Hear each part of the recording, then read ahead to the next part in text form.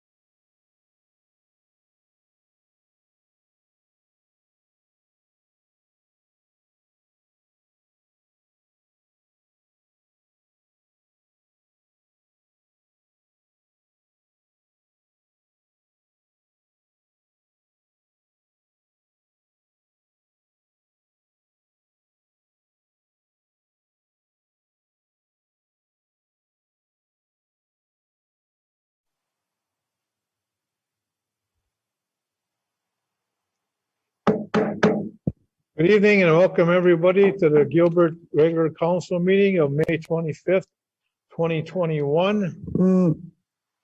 Call the meeting to order and I'll have a roll call, please.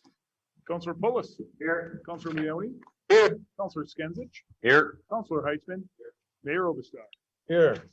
Let the record show Administrative Clerk Paulson, Deputy Clerk Goulin, City Administrator John Jamnick, Campground Manager Wendy Flanagan are all in attendance. And joining us via Zoom, Attorney Rupesh Patney and Library Director Sue DeBoss. Mayor? Thank you. We have established a quorum. We can hold a meeting. And next, let's have a pledge of allegiance, please. Help me open. I pledge allegiance to the flag. United States of America, And to the to the republic, republic for which it stands, one one nation, nation, under God, indivisible, with liberty. liberty, justice for all.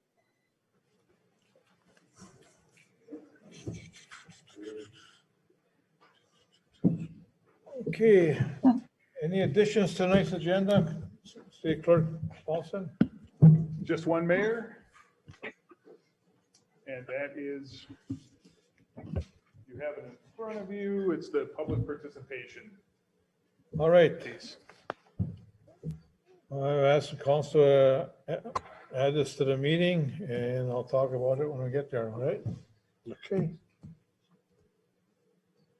Somebody want to move on that? I'll second. Moved by Councilor Heitzman, so supported by Councilor Skenzich to add resolution 2021-2013, resolution establishing a policy for public participation at regular meetings. Any more discussion? All in favor, say aye. Aye. Aye, opposed, say nay. Motion carries.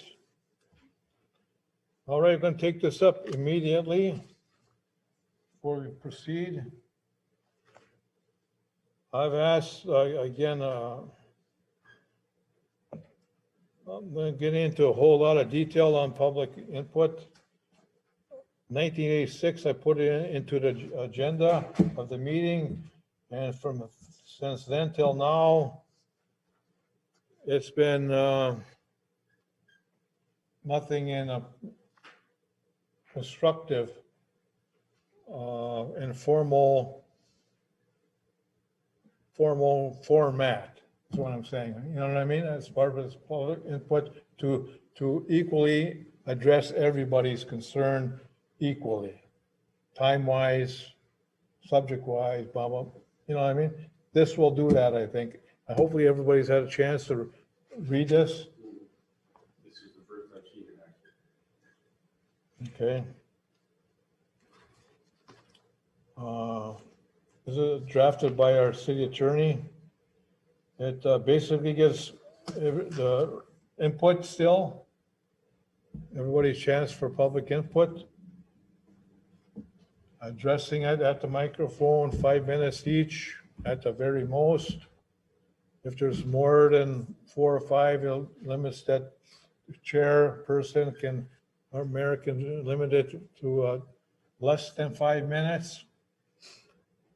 And then that's it, unless you're a board or commissioner and you're going through the meeting and talking about that subject that you're a board or commissioner of, then you can address the council again. But then anybody else, after that first public participation segment of the meeting, you have all your things in order there. You don't come up and come up and come up and come up.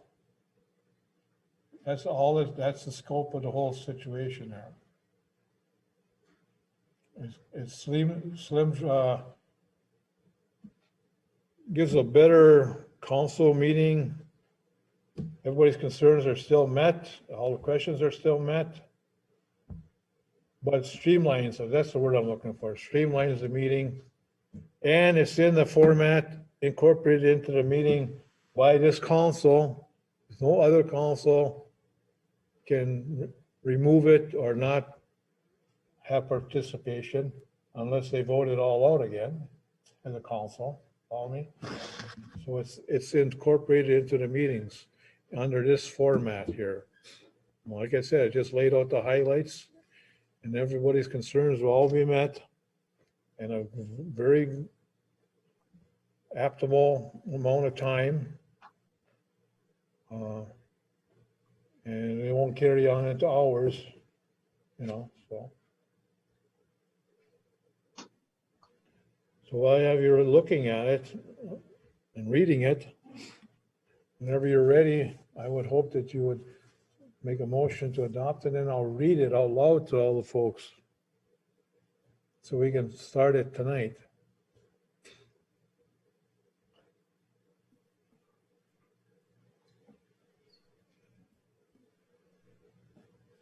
And any questions you have, just bring them up, even before discussion here.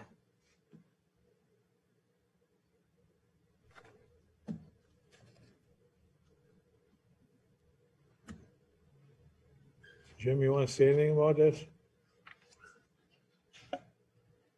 Just that I think this cleans up some lingering questions we have, gives a little bit of structure to our public participation. And I think overall, it'll serve the best interests of the citizens and the council. I've been, I don't want to use the word tact or whatever, saying I'm not fair to everybody or over fair to others. And I started this in '86. It was an actual council thing. No, this will be a council thing. Seems to me this is fairly congruous with the way a lot of other public meetings are conducted, not just in the city of Gilbert, but in other cities as well. And it would help you guys chiming in whenever you want to let me know that if I'm not doing it, you know, if I'm off the track a little bit, okay? I can get off the track a little bit. If you all looked at it, read it, and if you're ready to adopt it, make a motion in a second, and then I'll read it after passage. I'll make a motion for it. I'll second. Been a motion by Councillor Skinsich, supported by Councillor Leone to adopt Resolution 2021-2013, resolution establishing a policy for public participation at regular meetings. Any more discussion? I'm gonna have a roll call. Councillor Skinsich, how do you vote? Aye. Councillor Heitzman. Aye. Councillor Leone. Aye. Councillor Pulis. Aye. Mayor Overser, aye. Motion carries 5-0. Now I will read resolution 2021-2013, resolution establishing a policy for public participation at regular meetings. There should be maybe council meetings there, but it's okay, regular meetings, I guess.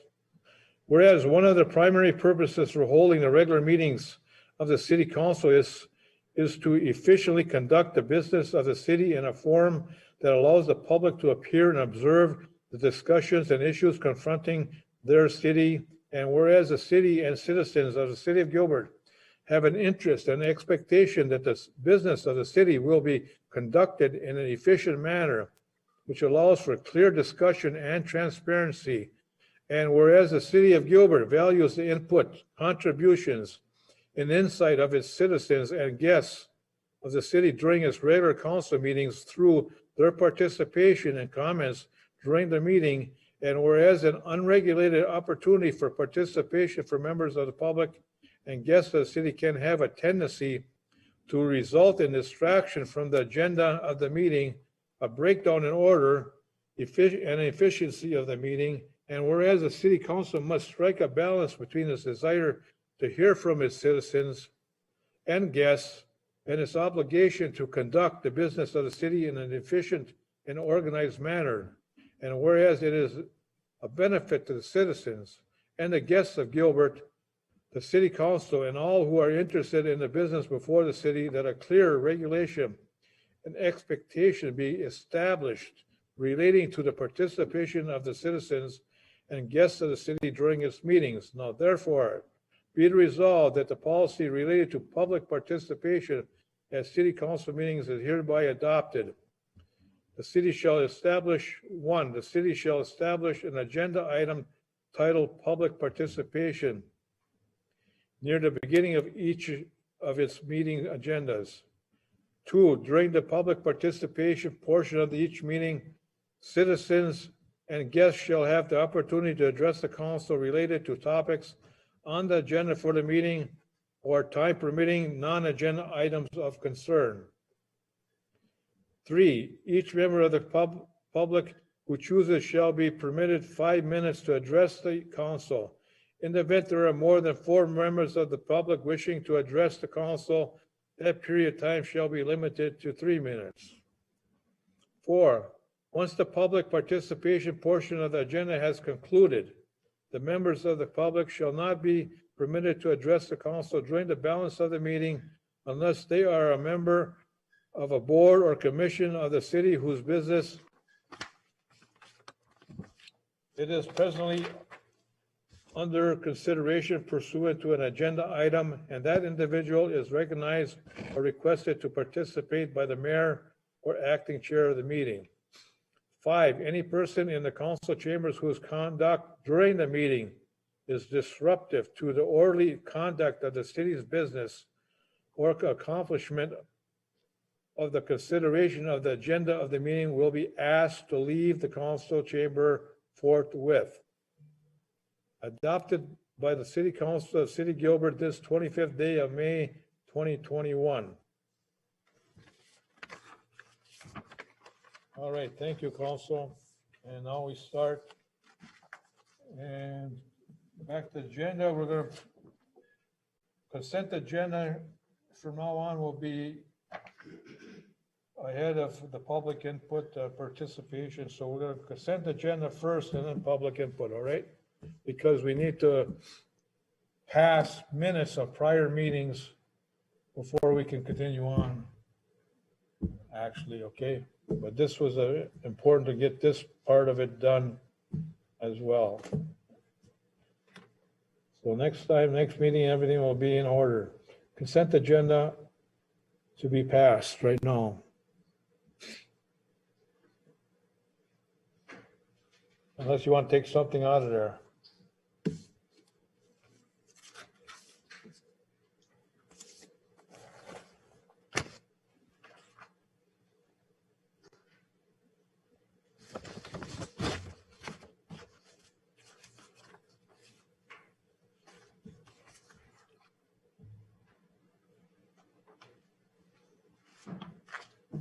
We'll go back to, we got the key, public is spelt wrong over here and that, okay? I'll let Attorney Lindsay know, we drafted this document. Okay.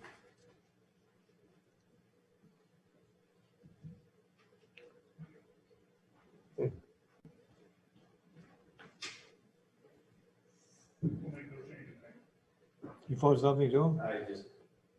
I proofread things, that's what I do. Yeah, well, very good, thank you. Forward this to Attorney Lindsay. Yeah, he likes to be corrected. You're welcome, Brad.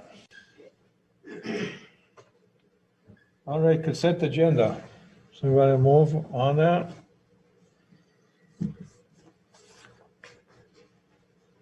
Or take something out of there and just I'll approve move. the rest of it? Take it as the block consent agenda? I'll support. Moved by Counselor Pulis, supported by Counselor Heisman to approve the consent agenda. Any more discussion? All in favor, say aye. Aye. Opposed, say nay. Motion carries 5-0. Next, we have, instead of public input, we have public participation. Anybody in the audience tonight on TV, on the phone, on Zoom, have anything they wish to discuss with the council? We'll start this new State your name and issue. Name is Leo Skrbik, and I have 2 items to present to the council. They're short, information mostly, but I hope we can resolve them. The first one is, as you're coming into Gilbert from Evelett, the lights on Sherwood Forest, the sign work, and the lights on the Welcome to Gilbert, total dark. And I wish somebody would look at it. It's been like that for a while. That's item 1. Item 2, the other thing I have to offer or suggest is I go to the mail and I look on our bulletin board outside here, the electronic one, and it's all well and fine, except there's two shortcomings. Number 1, when you have a message there, and I don't know how you can fix it or control it, a lot of times you don't get a chance to read it, it's gone. So if you could slow it down so people can read it. And when you have a lot of information on there, sometimes the lights are so bright that you can't read it. It just reflects. I don't know if you can dim it or address it in some way, but those are the 2 items that I have. Thank you. Thank you, Leo. Yeah, those, we'll be looking into that lights out there and this other issue here. Clerk has got them noted and we'll take care and pass that along. Anybody else have anything they want to participate with us with?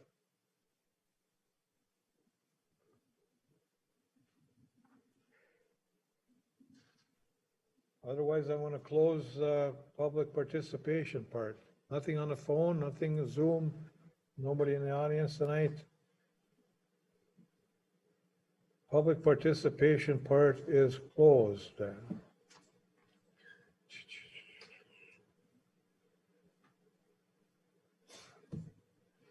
Consent agenda is done.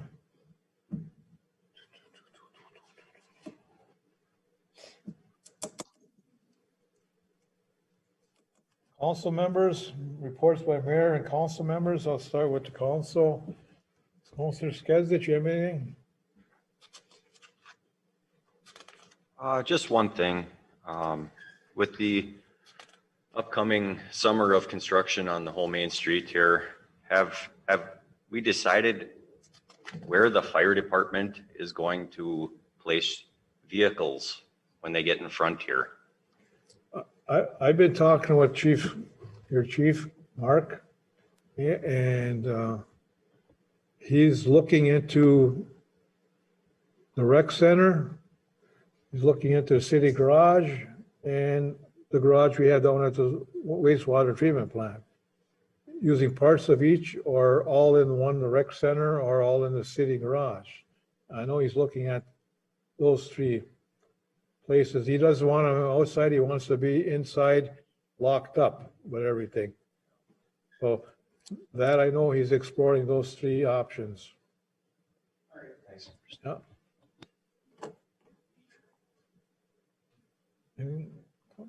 Anything else, Chair? No, that's it. Okay, Councilor Heitzman. Just a thank you to all of the citizens that have been making an effort to attend the school district talks, discussions. As we move forward with that, having public input is hugely valuable and it's appreciated. So thanks, everybody. Ditto. I agree with you. Very good. Thank you. That's it? Okay, Councilor Leone. Nothing at this time. Thank you. Councilor Pulis. Just to add on to Jeremy's thing, well, kind of, but my main thing is with the construction and stuff going on right now, just take your time getting through town and whatnot, because it is just one lane both ways. And that corner on the very end, there is a sharp corner. So we just need to be careful and take our time going through town, especially the kids and stuff. So. Very good. Thank you, Councilor Pulis. Yeah, I agree with all that. All good concerns. Well, I ditto everything that was said here.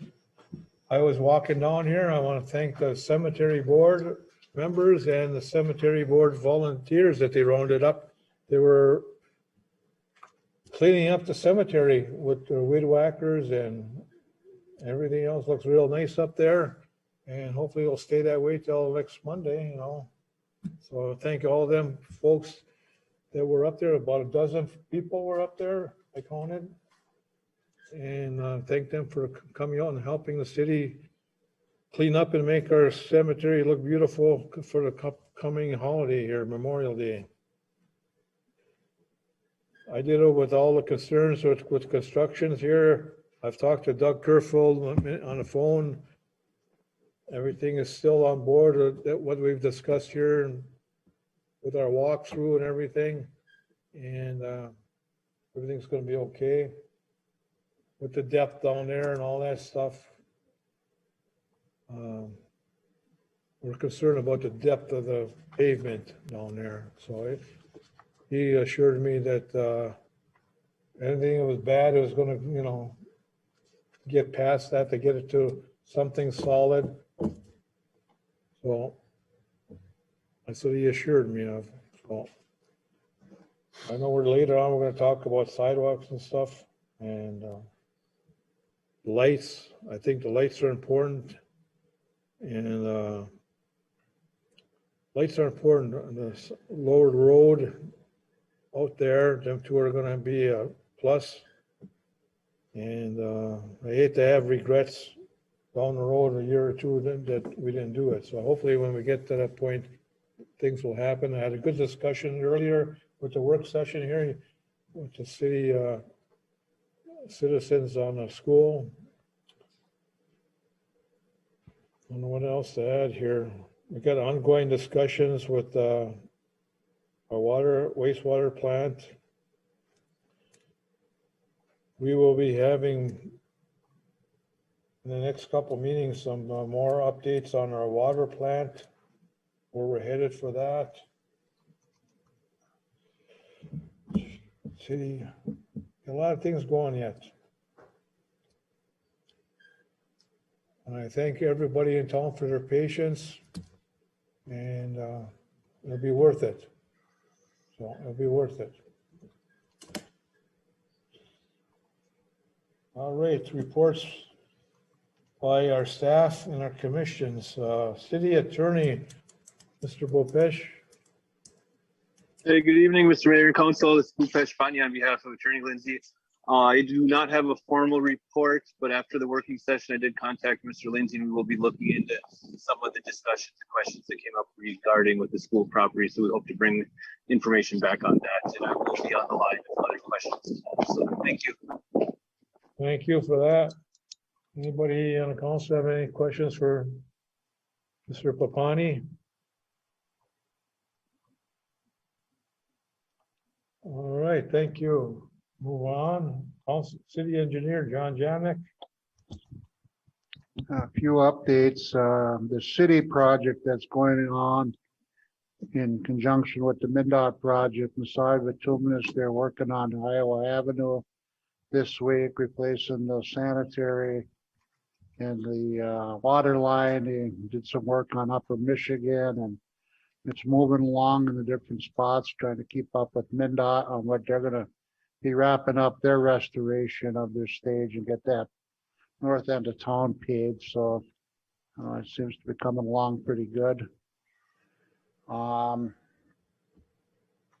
working with Jim, and last week we got some notices from the Senator Klobuchar's office and Senator Smith's office regarding federal funding that may be available, and they were looking for some applications. So we did respond through the various projects list that we had, came up with about $1.5 million worth of project, and asked federal government for 1.1 million, just because applications were available, and that's going to go through, also trickles down through Stauber's office too. So just information for the council that we've been.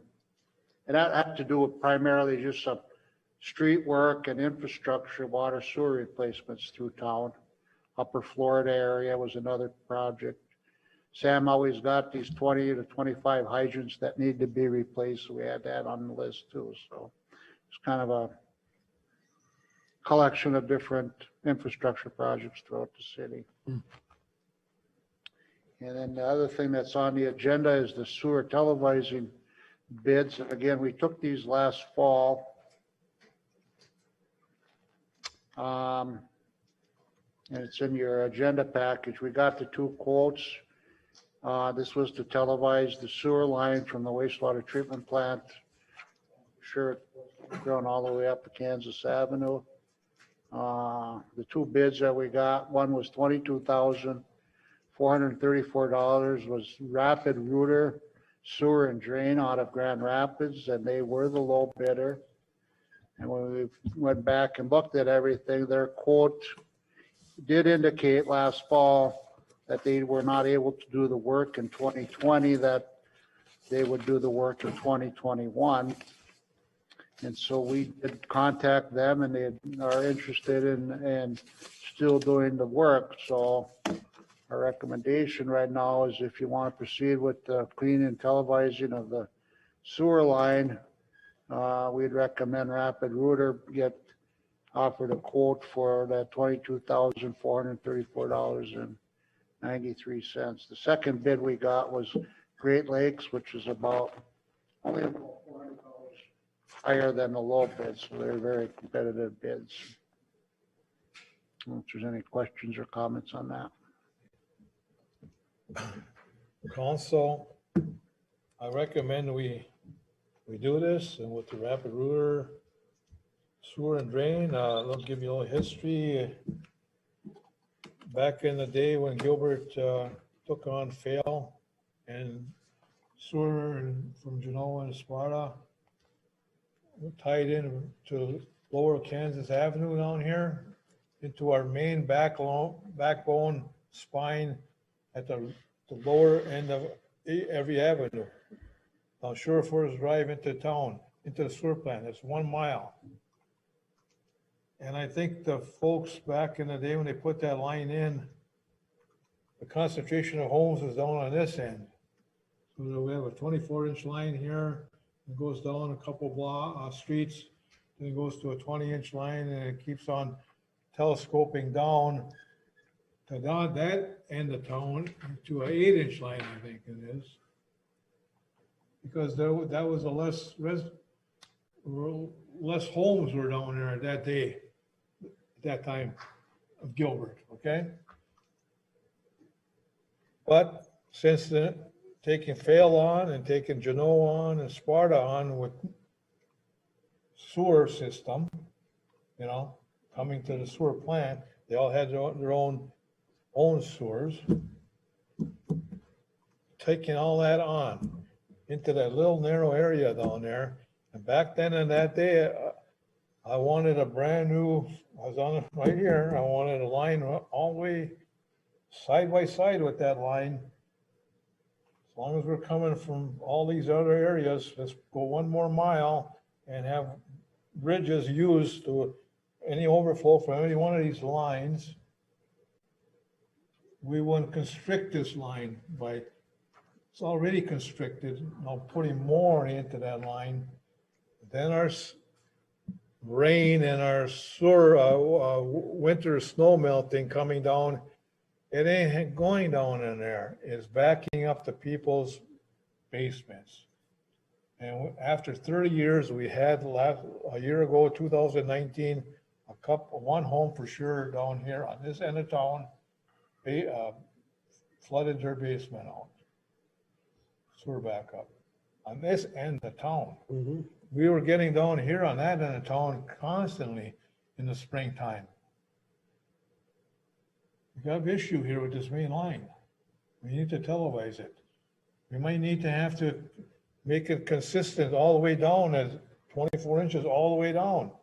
It would have been nice back 25 years ago if I could have got 5 votes here to put another line in. Or have Fail, they were coming 50 miles, have them put the other line in. But didn't happen. Here we are. But there's no way, nobody should have 3 inches of sewer in their basement. Nobody. I don't care on this end. This is why the lagoon down here has been a plus down here. I call it a lagoon. Anything that plant can't handle goes into the lagoon. It doesn't go back into somebody's basement, or it doesn't go down the ditch. That's a plus for sure.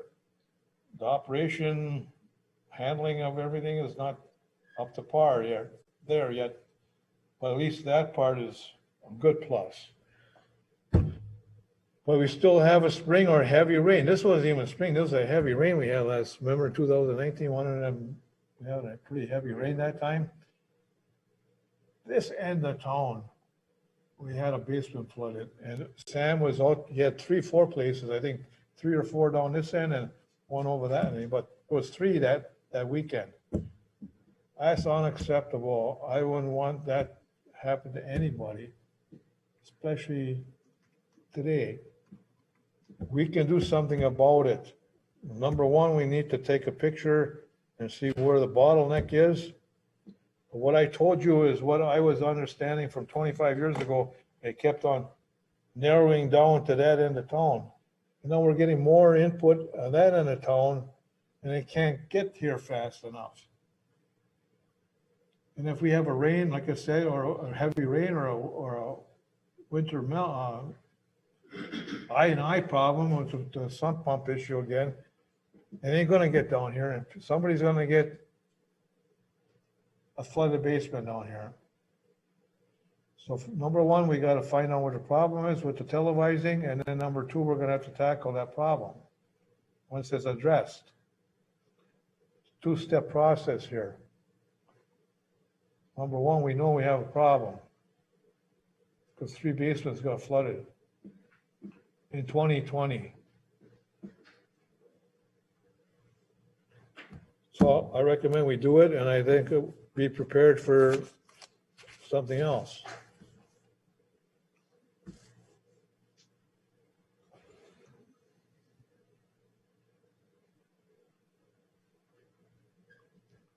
Which quote were you recommending, John? Which quote were you recommending? The rapid rooter sewer, they're about 400, a little bit less than $400 cheaper than Great Lakes pipe. And they both do good job, do good work. We worked with both firms in the past, so just because they're low, that's why we're recommending. $400 cheaper, but that's, you gotta take a little bit, you know. Don't have to, but under 25, you really don't, legally don't have to, but it's up to.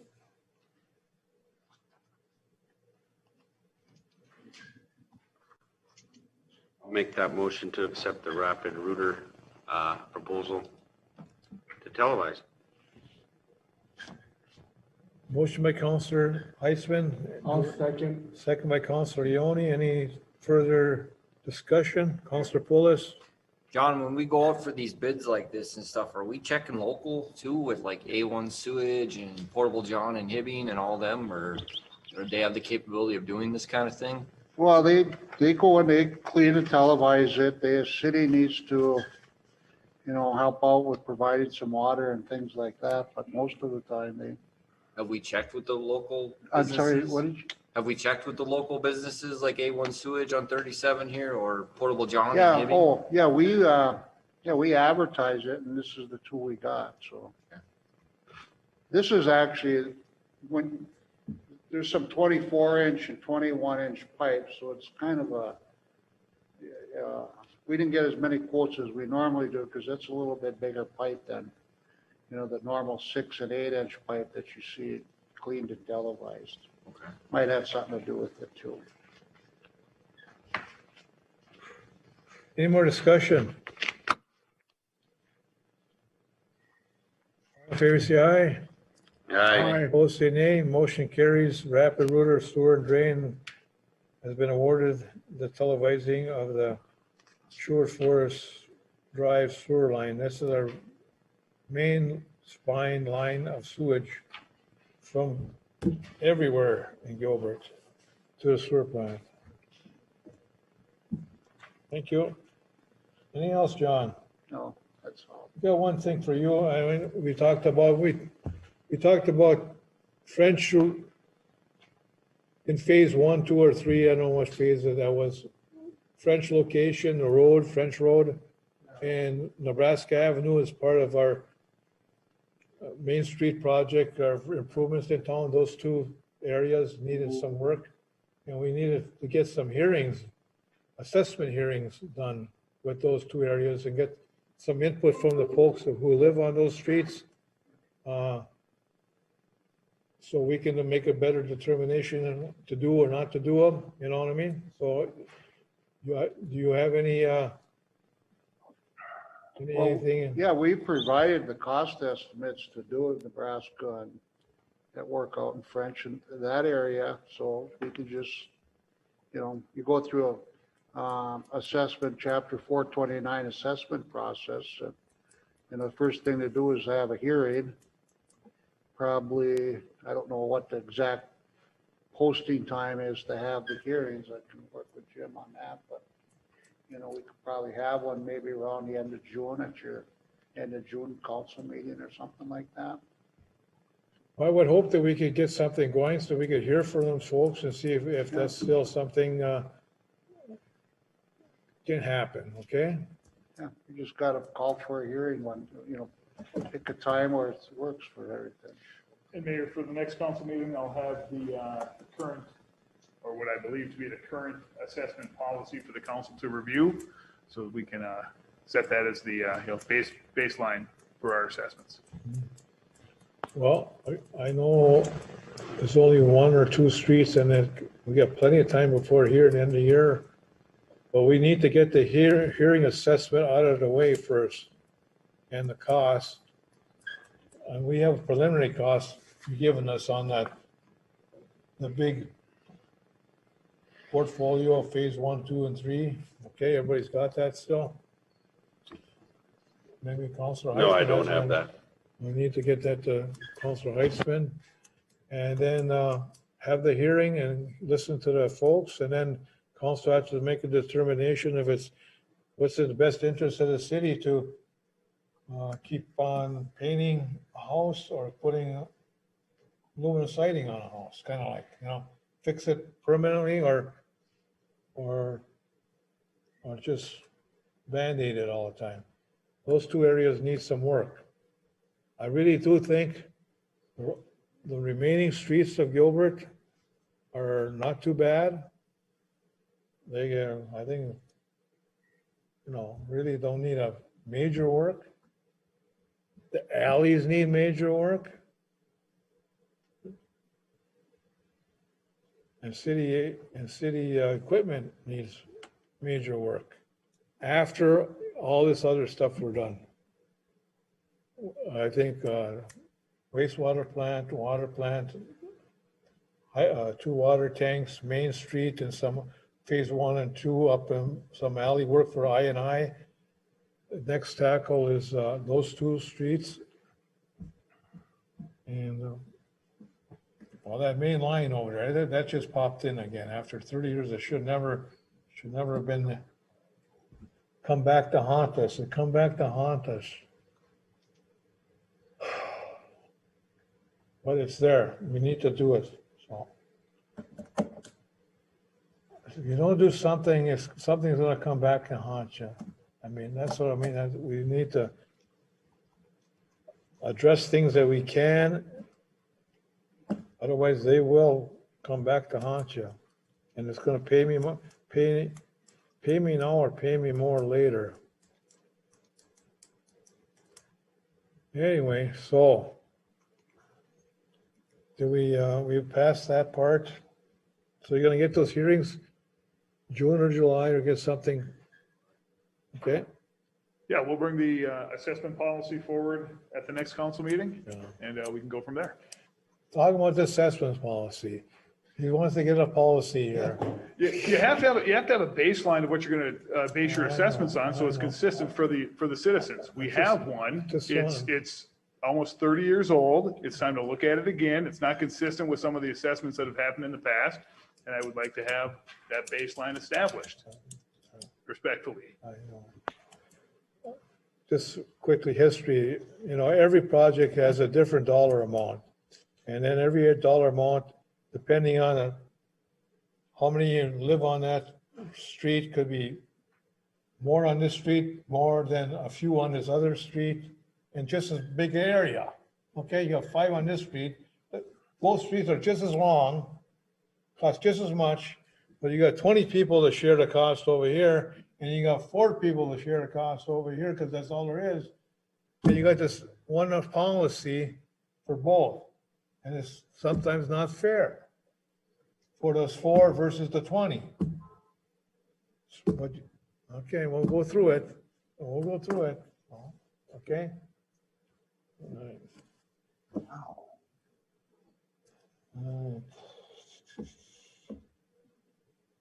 Anything else for John? Nothing? Thank you. Police Chief Ty Teacher, hello. You're up. Good evening, Mayor, Council. A couple items tonight. First thing I'd like to discuss is I've met with Attorney Lindsay in regards to the blight hearings that we'd like to have. And we actually found a couple of things that weren't correct that we initially sent out letters. There's actually an addendum within the ordinance on the very back of our city code. That is a letter that we have to provide people. So we will be providing 2 or 3 property owners. And I would ask that the city council be available to conduct those hearings at the next council meeting. You can either do it prior, if you'd like to do it at 5 o'clock, or when the regular council meeting is called to order, we can recess into a special meeting, which is open to the public, and conduct those 2 or 3 public hearings in regards to those properties. So it's kind of your choice. If you've got to have work to do prior, that's fine. We can do it during a council meeting. I'm anticipating one may take longer than the others, but I would hope that we could get through each one within 15 minutes each. Well, working sessions, we can't take any action. So if we need action to be taken, that has to be done at a special meeting. Then we could call it a special meeting, not a working session. Yeah. I figure if you have a working session, if you have other work that needs to be done, you can do it that way, or you can have the special meeting for the public hearing. So I don't know what the council has for priorities, but we could do it either way. So I'd rather do it that way than take up a regular meeting. Okay, that's fine. We'll call it a special meeting. And we can forgo a working session, and we have to, but or limit the time on that. Yep, and we'll push it through. That's just what we'll have to do. So okay, well. The second thing is there'll be an article coming out in the paper within the next week or 2. We finally have gotten the donated squad car that was set up for special projects and DARE and stuff like that has now been completed due to a generous donor from town here, along with Armory Shell Towing, who actually donated all their time to put these equipment and wrap on the outside of the vehicle in, which was all donated. And any other costs of that car were paid through forfeiture funds. So we're pretty excited that we've got this new vehicle, and hopefully it'll serve our community for several years to come, rather than put it in primary service, it'll be used somewhat sparingly, so we just don't burn that car up in a year or 2. So we hope to have that around for several years. So we certainly appreciate the citizen from town that donated $25,000 for a squad car, along with Armory Shell that put time and some money into the squad for it, along with a $1,000 donation from another anonymous donor to help pay for some of those costs. So we're very appreciative of that. The second thing is I received some news that it appears that I've received a grant from the USDA for a new squad pickup. The amount that they've given as a contingency, like we have one more step yet, but it sounds like this is looking very good for us. We'll know by June 1st where the money will be distributed. In the amount of $39,700 is what we are anticipating receiving from the USDA. Again, we'll know by next week by the end of next week, final details. The one issue is that we have to come up with $13,000 of matching funds. I'm working on some funding sources in regards to selling off some property, which we would be able to sell off a couple of squad cars, along with the Blazer, which is in fairly not real conducive for our service anymore. I think that was probably worth $4,000 or $5,000 on sale too. So I think we'll be able to come up with the money to make up for that, since it was not budgeted, as we were not sure if we were going to get this grant or not. So we kind of lucked out with getting this grant. I will bring it to the next council meeting for a purchase of a vehicle. Excuse me, once the money is officially forwarded to us. So some good news. Very good. Was that? Very good, thank you. Yep.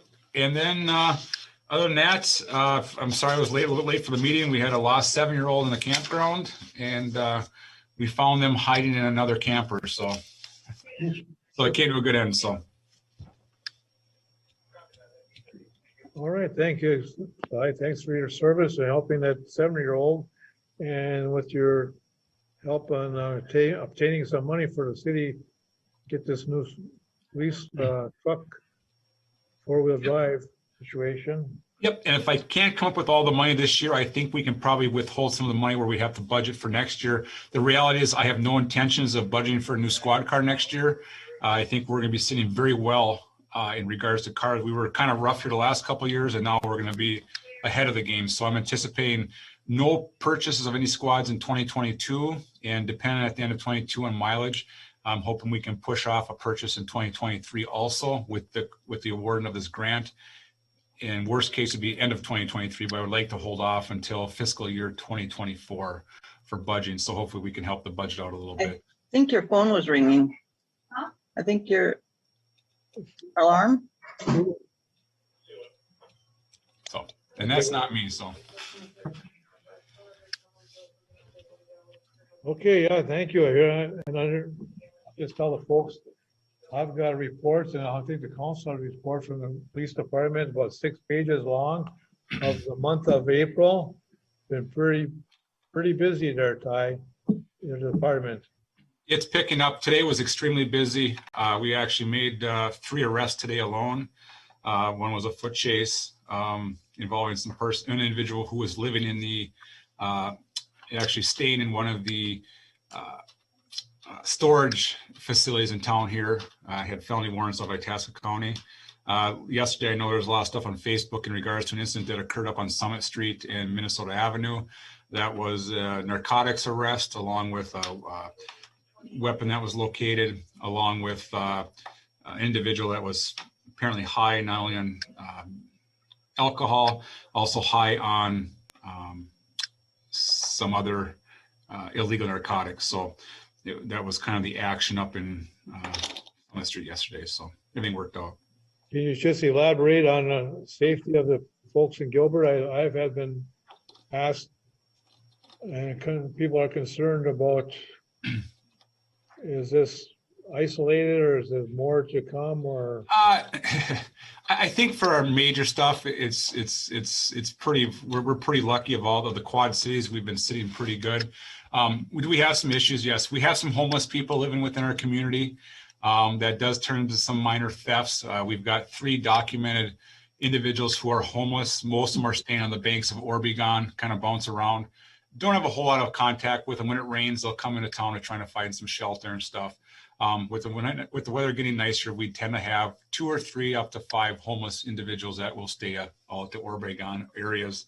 But as far as like major crime, I don't think that there's a whole lot to be concerned about. Some of the things that we're dealing with that we're getting a lot of complaints on is loud exhaust, speeding vehicles, and actually that traffic stop from last night was a loud exhaust that turned into a lot more.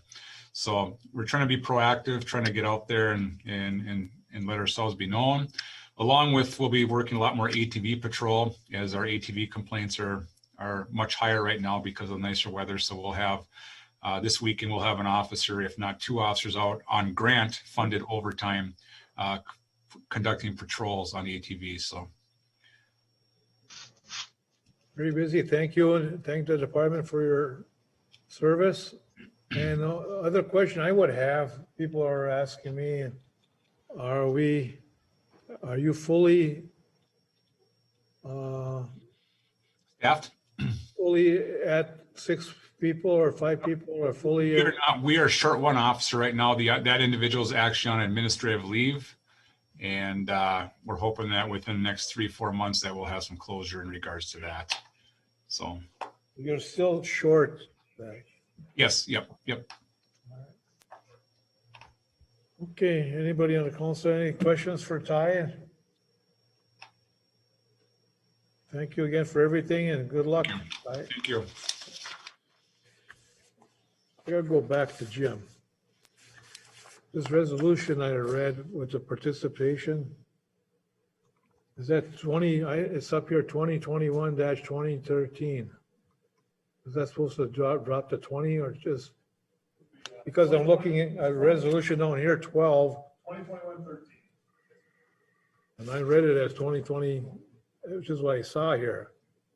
And I'm reading this other 2012 down here, so I'm trying to ask myself, no, was it meant to have 13 here? No. Yes, it's 2021-13. We'll get that clarified, that part, the resolution with public participation is resolution 2021-13.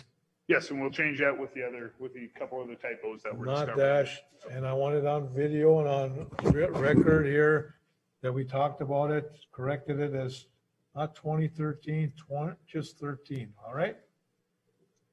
Correct, everybody? Yep. I'm not crazy here. I tell you, I've been enough experience. I know all these things that come back and haunt you and bite you if you don't do them. I mean, I know I got my staff look at me like I'm some kind of crazy guy all the time. I've been through this legal process before. That's why you gotta get the details right. Okay? Even how sloppy it looks, gotta get it right. And maybe unprofessional, whatever, but at least it's done, it's corrected.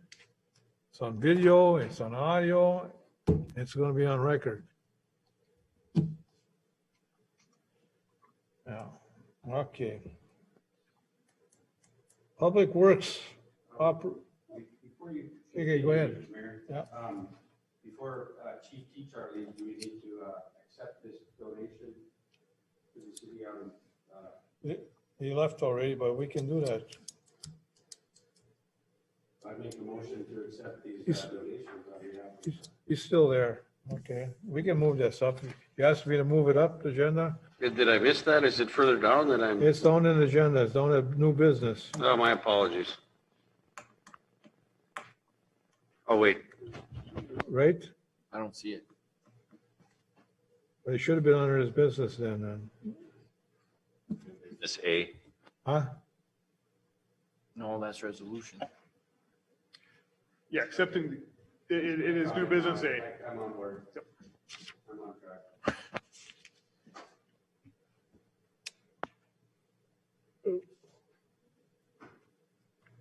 Where do you see it now? I know I see it in the package here.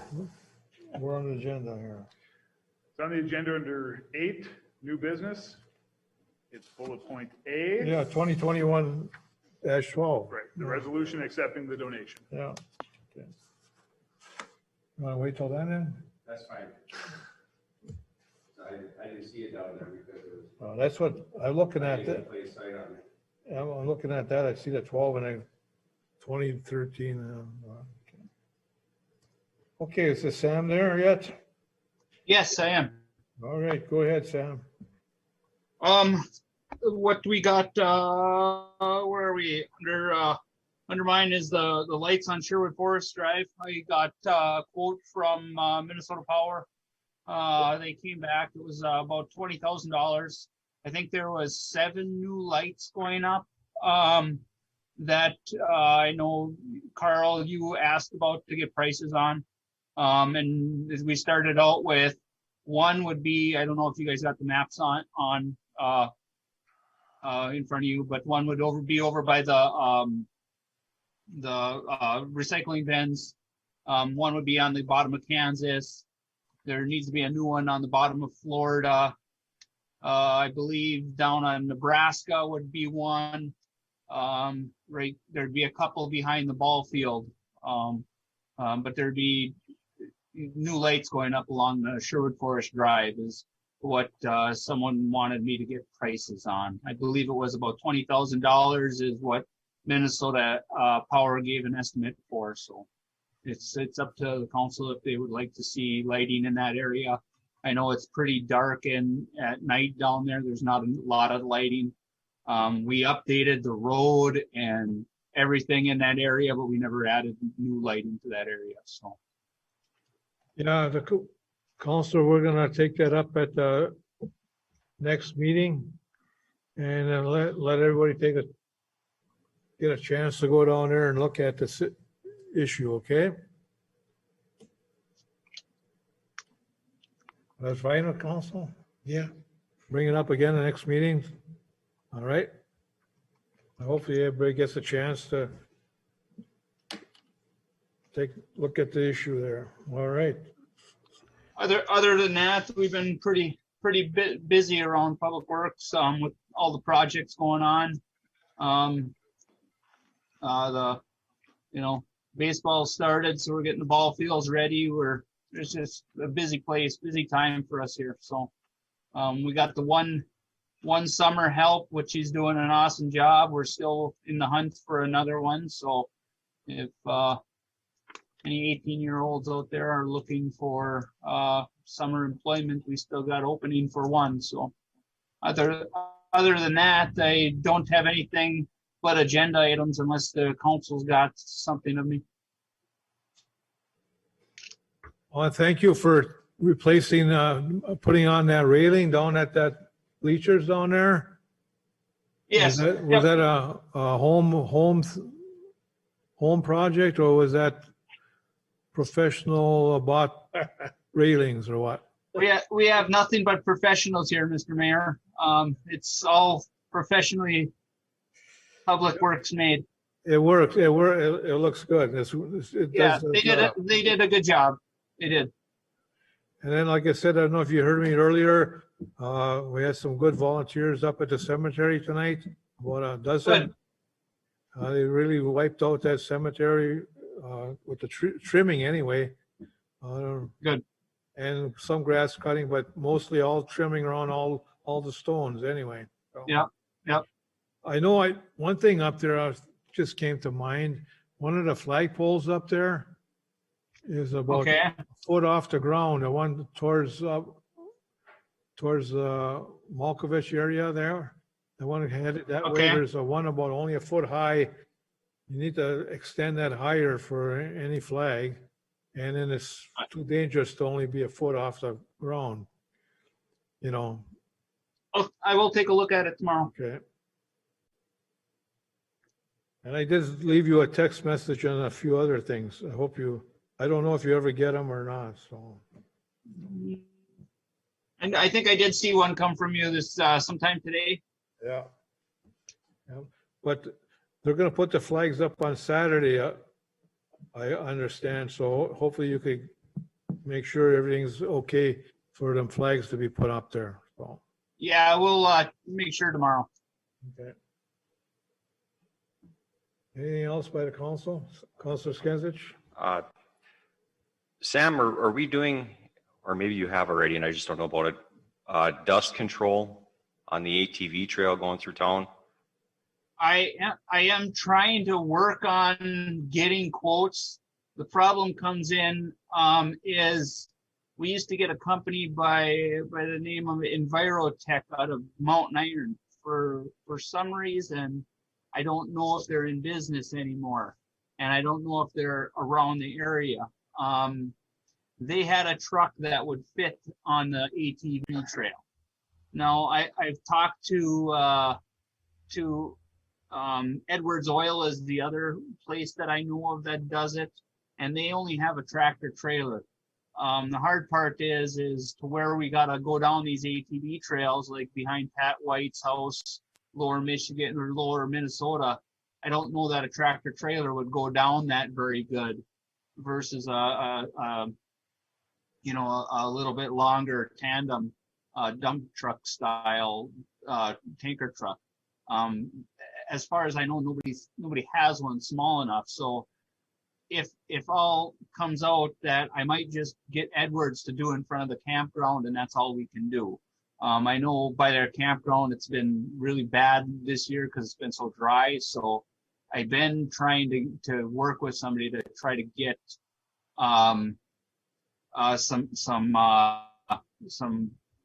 try to get a truck in there. I've been emailing a guy from DNR to see we're not the only city that has ATV trails coming in, and you think these other towns and everything would be having issues, but it doesn't sound like they're having as many issues as we are.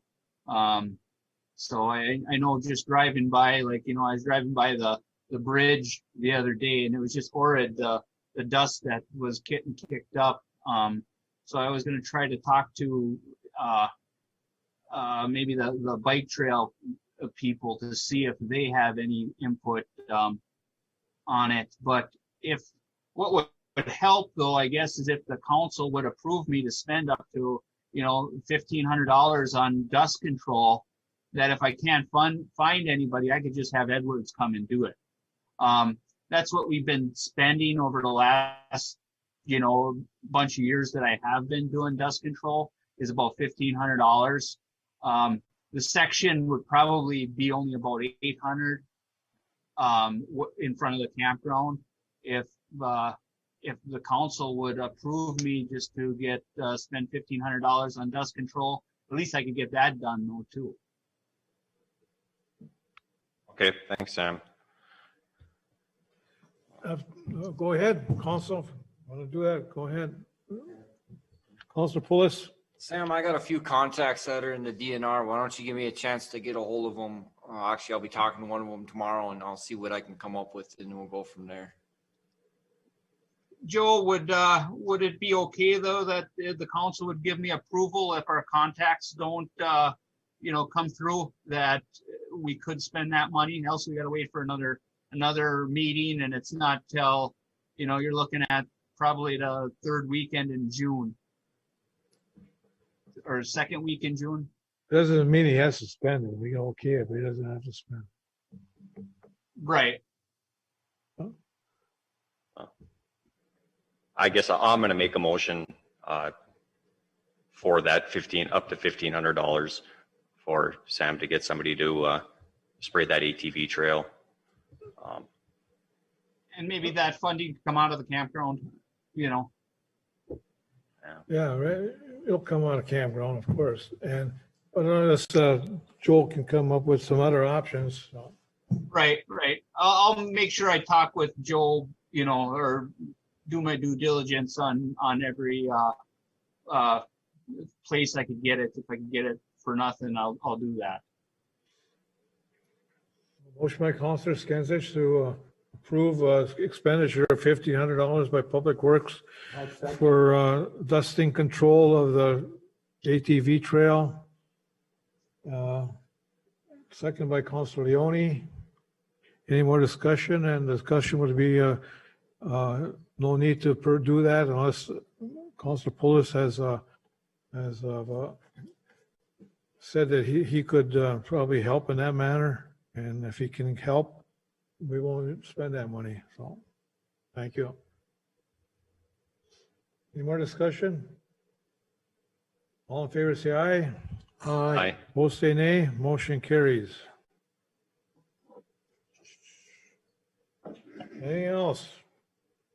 Mayor, Councilor. since we have Sam and Doug Kerfeld both on Zoom at the same time,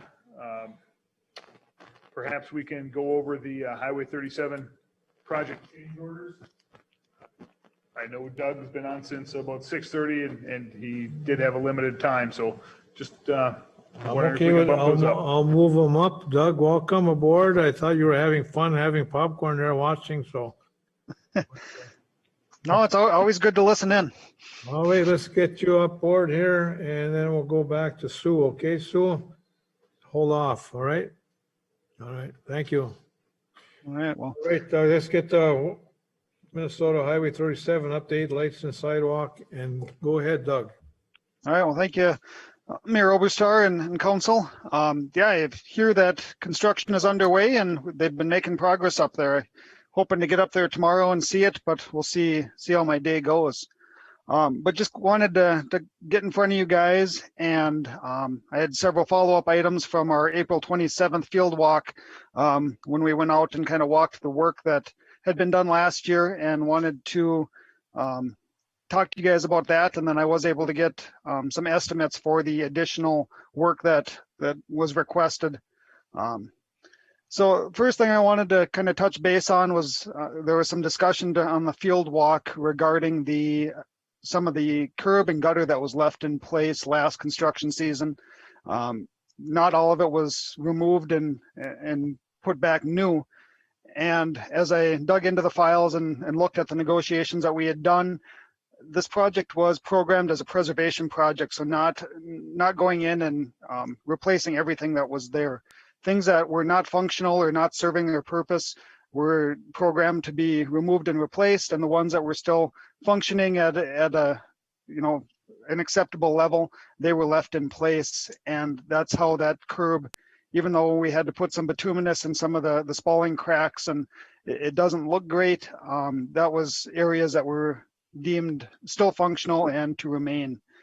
To go back now and cut out the new bituminous mat and the work that was done last year and replace that curb, MnDOT's not in favor of doing that work, kind of opening yourselves up for settlement issues and cracks in the pavement. Now moving forward, because this wasn't a full reconstruct, MnDOT will continue to monitor the condition of the project as a whole, but specifically the areas that were left in place and do any maintenance on that curb or other parts of the project that were left remaining as needed. So I guess as it stands right now, that curb is to remain as is without any additional work to it.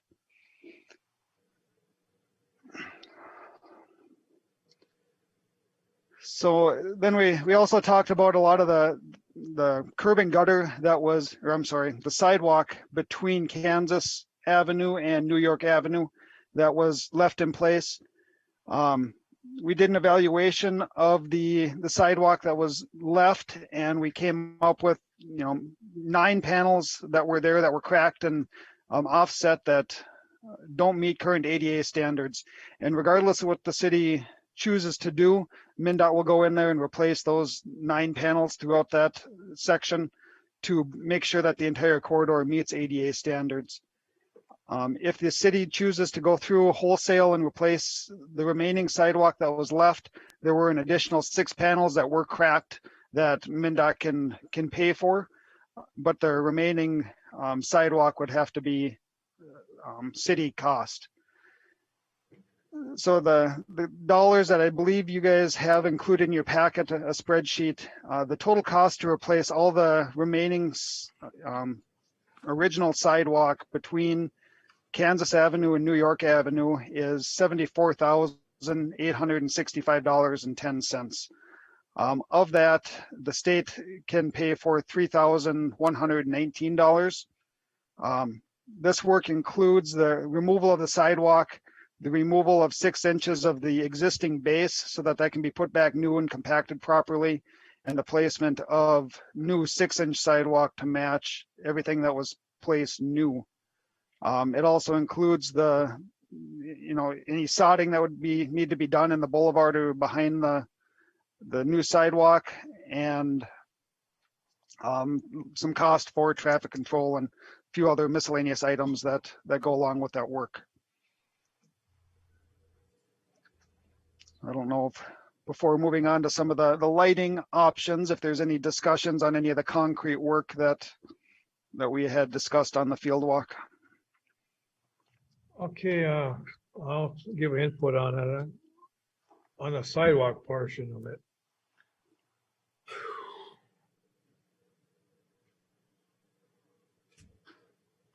I would wish, I would have wished that they were all done. You know, and then 71 is not a big concern, but those two lights are, for me, a big priority. Then the sidewalks are a bigger priority. I know I walked tonight this way on the northwest side of town. I see you had marked some that you just mentioned, some 9 of them, and some of them, there was about 3 or 4 that were not marked. The rest were not, the ones that you left were not cracked at all, but they were not 6 inches thick either. Those were done in 1991, I believe, and they held up without any cracks. But the new ones are 6 inches thick and the old ones are 4 inches thick. But I guess, other than the ones that you had marked, there's about 3 or 4 more that should be done that were bad. You missed. Otherwise, old and new, there would be no cracks in this whole side. I can't talk about the other side. I didn't see that side. But they're not uniform and they're not new, and there's some are old, some are new. But those new ones are not too bad. Yep, and assuming that the inspectors didn't go mark anything additional, the ones that had some pink spray paint on them, I was out there when they marked those, and those are the ones, the 9 panels that don't meet the ADA standard that will be replaced as part of the project. Like I said, there were some additional ones with cracking, but they weren't separated or offset vertically to cause a tripping hazard. And those were not marked. I'm just saying, there's additional ones that you marked, and additional maybe 3 or 4 more that should be replaced. Then I can say that the whole west side, new and old, would have no cracks in it at all and no unevenness. But there's still old there. And those are in this $71,000.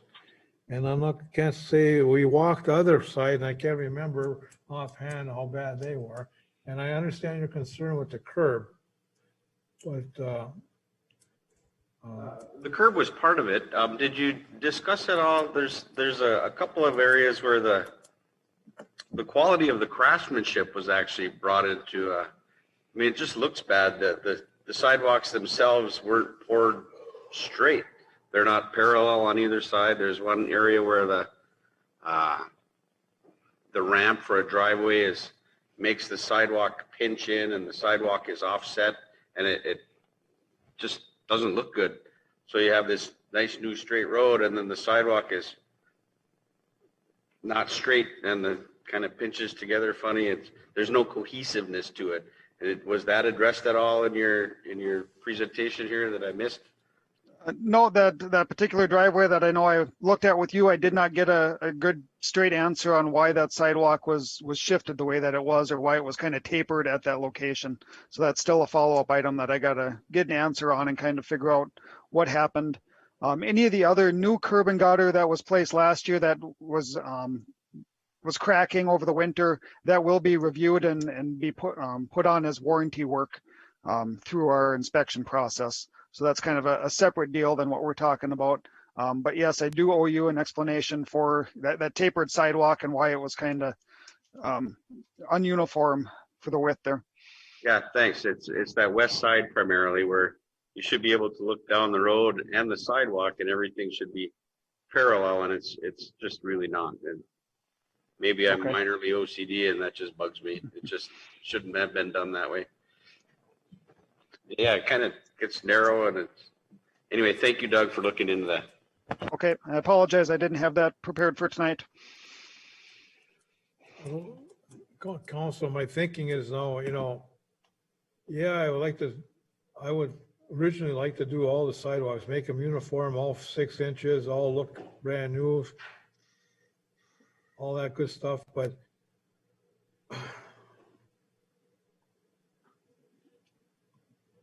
again, I don't want to see no broken ones and no uneven ones there. If they've served the purpose, we've dug on water tank, went above and beyond, and we did that. Our we got the lower sewer pipe coming up. That's going to be something there. We've got these other things that have compiled our problem, okay? And so I'm kind of like rethinking about doing all the sidewalks. That's me, but I'm willing to still do them, but I'm thinking with all the budget income right over here and the budget's not coming right over there and blah, blah, blah, you know, and I want to do the right thing is making sure all the sidewalks are safe. Okay, everything is safe down in that area. And do that for sure. Those two lights are, I think, are needed down there. Them are safe. I'm looking at this camera thing. I don't know what the total cost over there is, but I think there's going to be some, Doug is going to tell us there's some, hopefully some 50-50 split on this thing. We'll get to the lights, but let's get to the sidewalks first. Let's get this conversation on the sidewalks. Do you want to do all the sidewalks?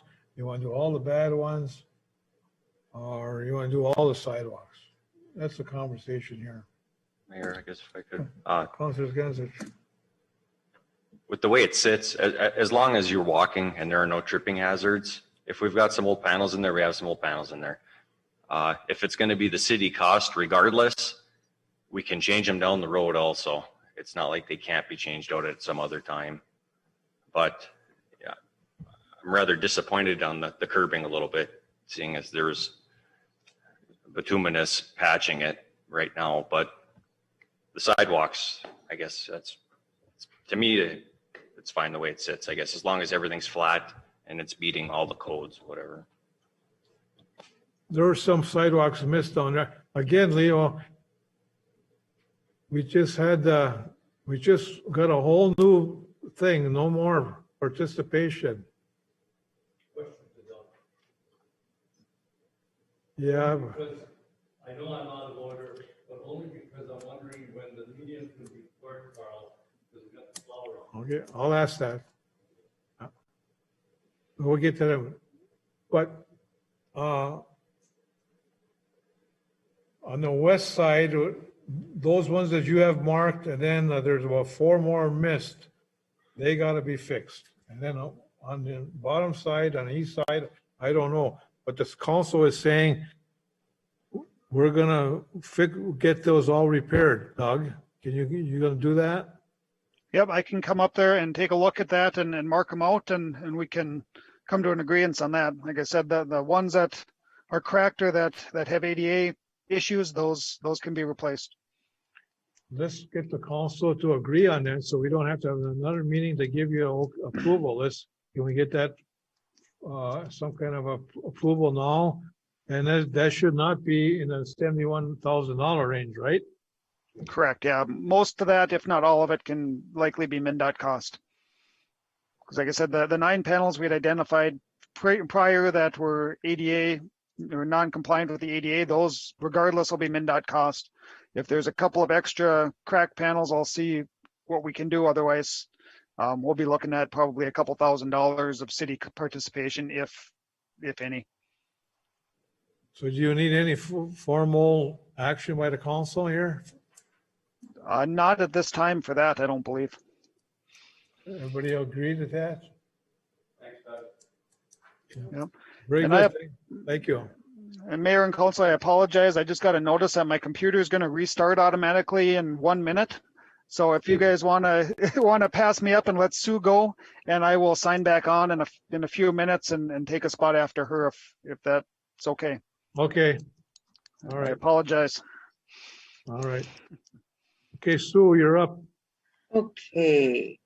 I can only say very positive things about the library. It's running very smoothly. We have all of our summer reading all ready. Everything is a go with take and makes every week all summer long and interesting projects.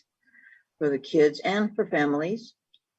I do have a question about when the road gets to us. I'd like to have a discussion with you and Jim and give me some ideas about how you would like us to work that out when the sidewalk's gone. And also, I think Sam, I've asked him to take a look at the steps because they're deteriorating.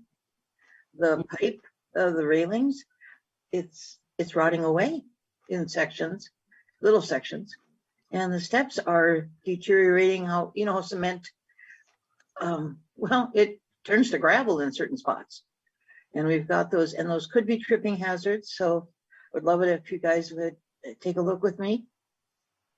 And then I had asked Jim earlier this week about the mask issue for the community center and the library, because we have those people who are saying, why am I still wearing a mask? We wear a mask at the library. And I just would like your take on how we should move forward. The mask issue, that's a big. Yeah. Because you have, you can only ask and get an honor system response back from the people who come to the library. You can ask, have you been vaccinated? And they can say yes and lie, or yes and say truth. You don't know for sure. That's why, what do you do? What do they do at City Hall? And are you really allowed to ask? You're allowed to ask, but they don't have to tell you true or false, okay? They can say, they have to respond to that. Nothing wrong with asking. It's just that you can't, that's all you can do is ask. Yeah. But Jim, you want to clear that up? That's a situation I have also at the food shelf. I don't know if we should open up or not. I don't know who's been vaccinated, who hasn't been vaccinated. Well, Thank you, Mayor. The governor's mask mandate was repealed. So what we do here at City Hall, what we do at the other city buildings, and the library should follow this also. The city does not have a mask mandate, so masks cannot be enforced to be worn. We do want everyone to follow the CDC guidelines, and that puts the onus on the individual. Those guidelines are, if you're fully vaccinated, you do not need to wear a mask. If you're not fully vaccinated, it is recommended that you do wear a mask. And those are the parameters that we follow here at City Hall. Those are the parameters that should be followed at the library also. yeah, but anybody can say they were vaccinated without proof, Can't ask them for their card though, right? Turn into a lawsuit. Yeah, so, yeah, and we're still at social distancing though, right? Correct. Social distancing was not repealed. Social distancing for a safe workplace is still on the books. It's still intact, still expected to be followed. Yeah. So how does that help you, Sue? I'm in the same spot I was when I asked the question.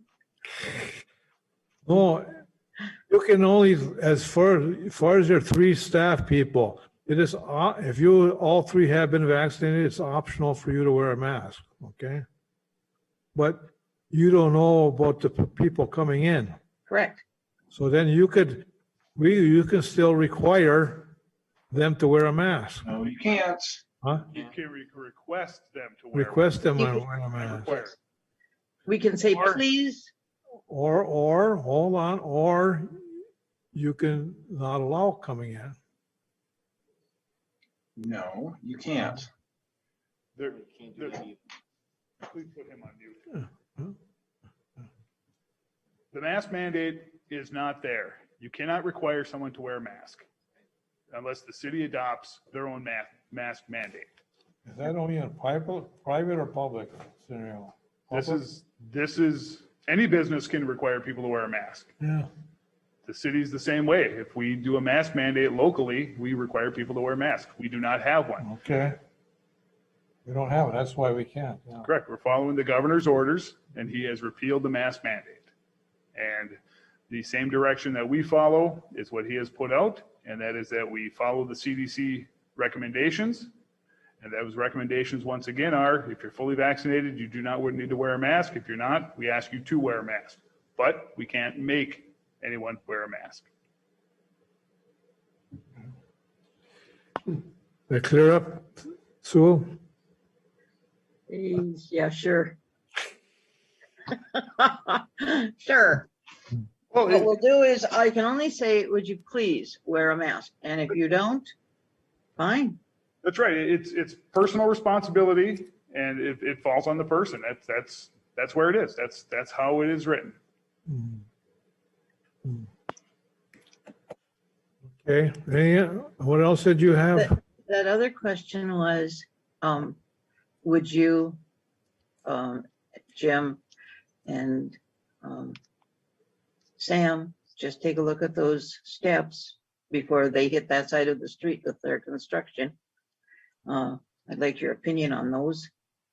Just because I think that city-wise, they're a tripping hazard in a little way, because they're starting to,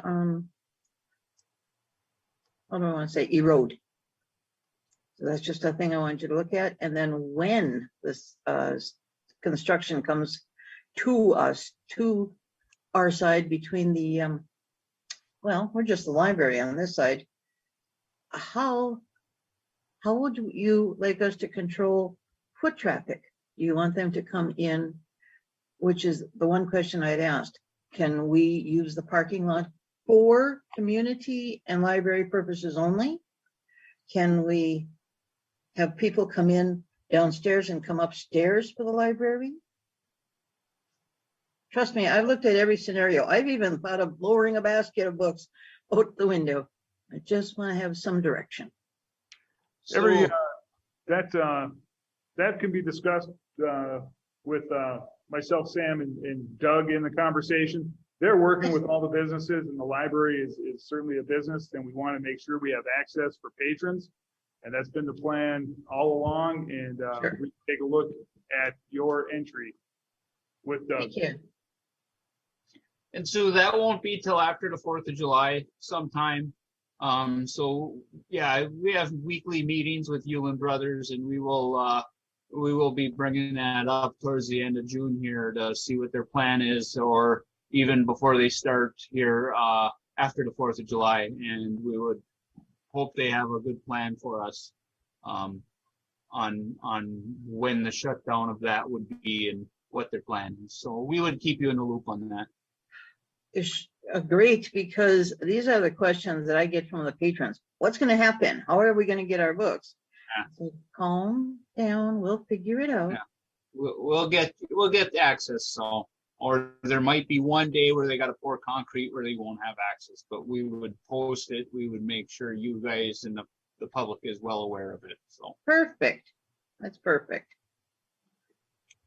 I think it can work out by using the bottom going up and downstairs up, but it won't be handicap accessible. Right. Yeah. we will make sure it's handicap accessible. We'll figure something out. Okay, dear. Okay. All right. Anything else then? So No, we're good. good. Any questions by the council for Sue? All right, thank you for doing a swell job, and thank your staff as well for doing good service there. Okay, thank you. All right, thank you. And the board too. So, I reread the minutes. Good job. All right, here we go. All right. I don't see Doug on board yet. Do you, anybody? Oh, Yep, I just was able to just sign back in. oh, okay. So I apologize for that. Okay, Doug, go ahead. Okay, so yeah, in addition to the concrete work, we had talked about some additional lighting. We did receive 3 separate change order pricing from Lanik through Yulin Brothers. And the first one is the two additional light poles that Mayor Robestar has been referring to at Alaska Avenue and Sherwood Forest Drive. That would include the removal of that existing wood pole at the intersection of Alaska Avenue and Broadway, and a new standard MnDOT pole put up at that location, in addition to the one that's already installed across the highway, across the street there. And then adding a new conduit and line on the lower side of the road to Sherwood Forest Drive, and adding a new light pole at that intersection as well. That's, I believe, in your packet under change order 2. And all of that work came to a price of $35,800. Unfortunately, the way that MnDOT does our lighting cost participation, we go through and we design what a standard MnDOT highway lighting requirements would be. We come up with a total cost of that, and we participate 50% of that value. Anything above and beyond that for additional lights or different style of light poles or any add-ons, that ends up being above and beyond that 50% of our standard design and comes in at 100% city cost. So any addition that we're talking here is above and beyond what we had deemed necessary for the highway function and safety.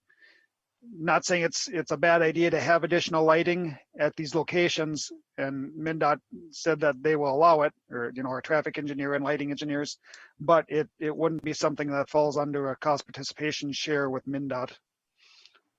So for that work there, like I said, that's a total of $35,800 for 2 additional poles and the work that goes along with it. I highly recommend also that we do this. It's very, very dark in those areas. Those lights that were put there across the road are not doing the job over there. So I say we do this. And I know, I'll just say the highway department, I drove over to Aurora, Doug, and I see the logic of putting lights poles across a T is not what happened over in Boavic. They still have their light pole on to the left and to the right of them. So that logic that you're using here in Gilbert is not being used. Was not used in Boavic.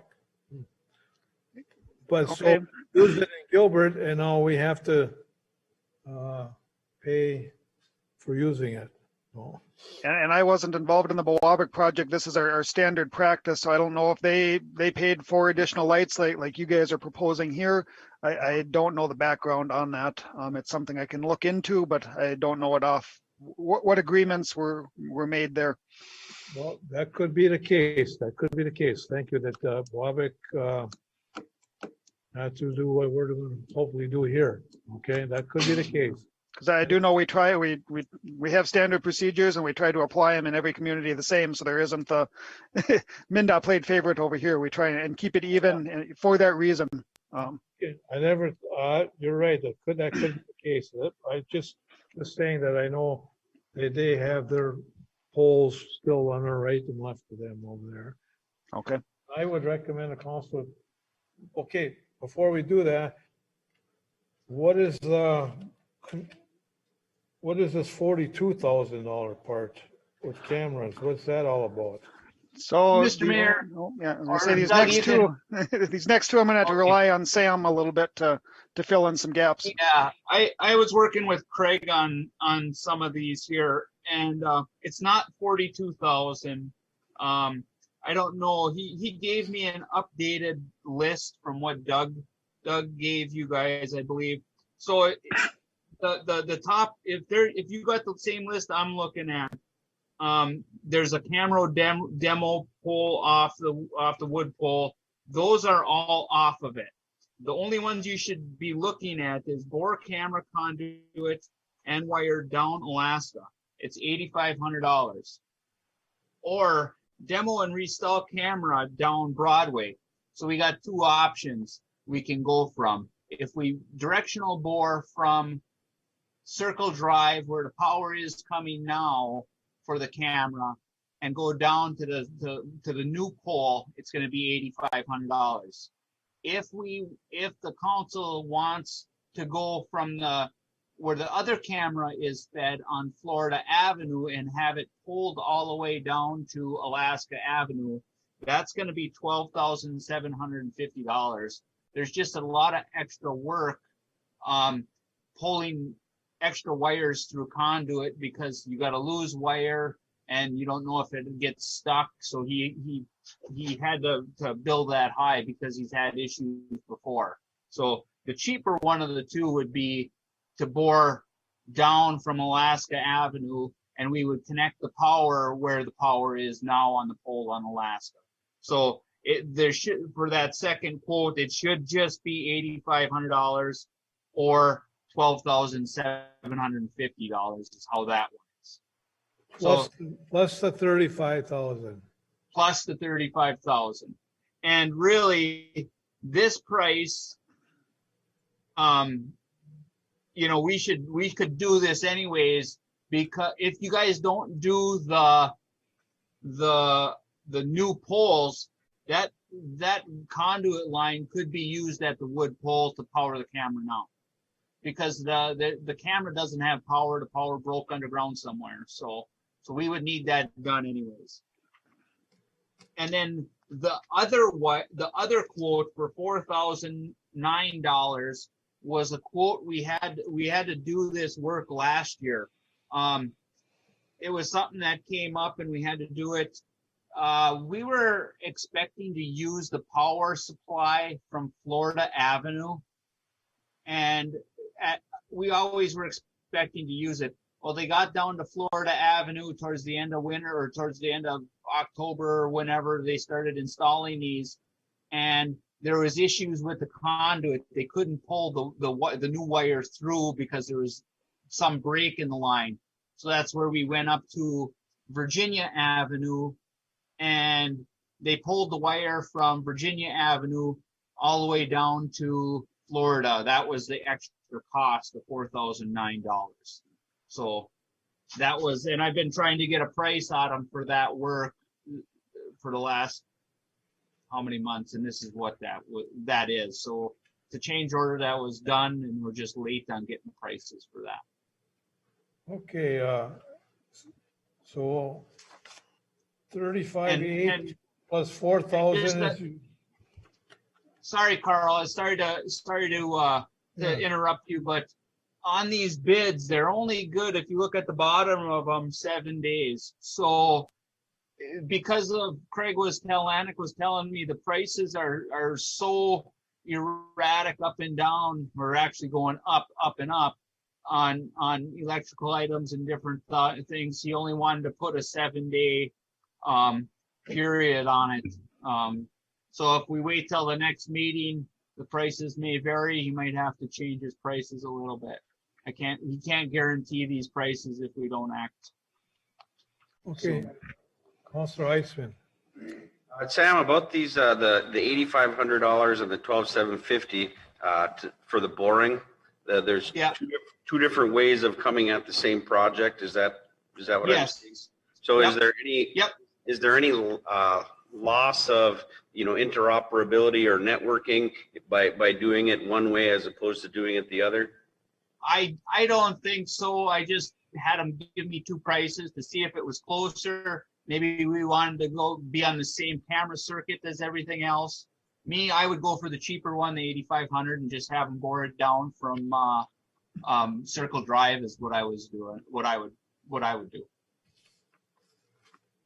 So I'm looking at recommending the council with the 35,800 plus the $4,009.96 plus the $8,500, whatever that adds up to. Clerk? And Mayor, that adds up to $48,309.96. And I'm sorry, I know we just saved $71,000 by doing what the Minnesota Doug saying he's gonna help on the sidewalk situation. I really recommend we do.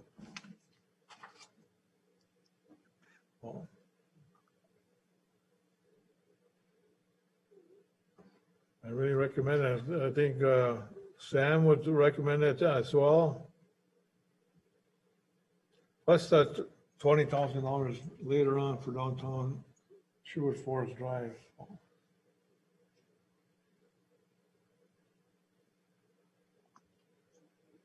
I really don't want to step off the chair and make a motion. I really want to entertain and hopefully I can convince somebody to, or a few anyway. I don't want to be a bad guy either. But I really recommend it. I really think it's to the benefit of the city to do this job. It's not a waste of money.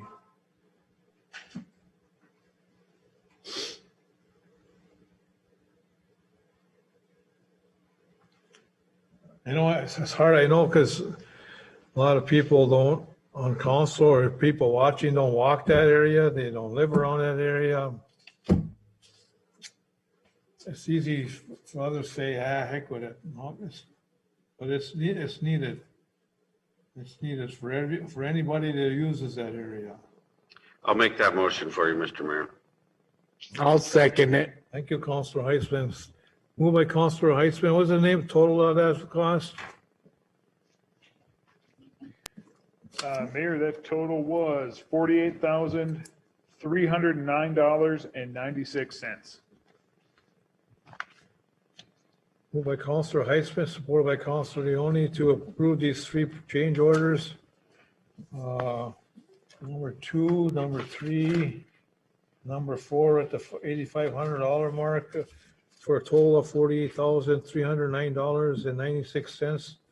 Atlantic Electric for the lighting on South Broadway area. Any more discussion on that?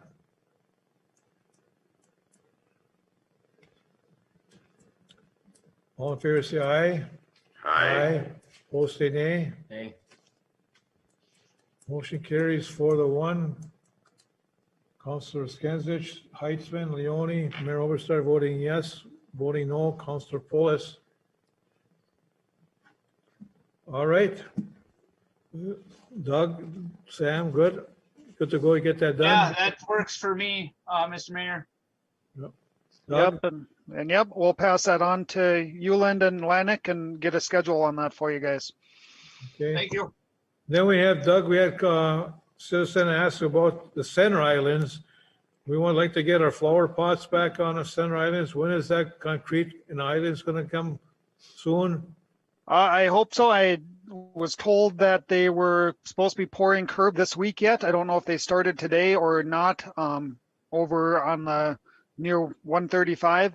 And I would assume that any flat work remaining on the other end of town would be done on a similar schedule, but I can pass that information on when I get it. I know it's supposed to be done before the 30th of June, but I can see if I can narrow that timeline down further. And also that our city avenue signs, whose responsibility is that to get put on the poles? I will bring that up tomorrow at the construction meeting. Because you don't want to pour cement and have those little short avenue signs. They're not put back on regular poles, you know? So. Correct. Yep. And the lights down on the other end of town, they're still coming in, and the lights up on by the Holiday, how's that working?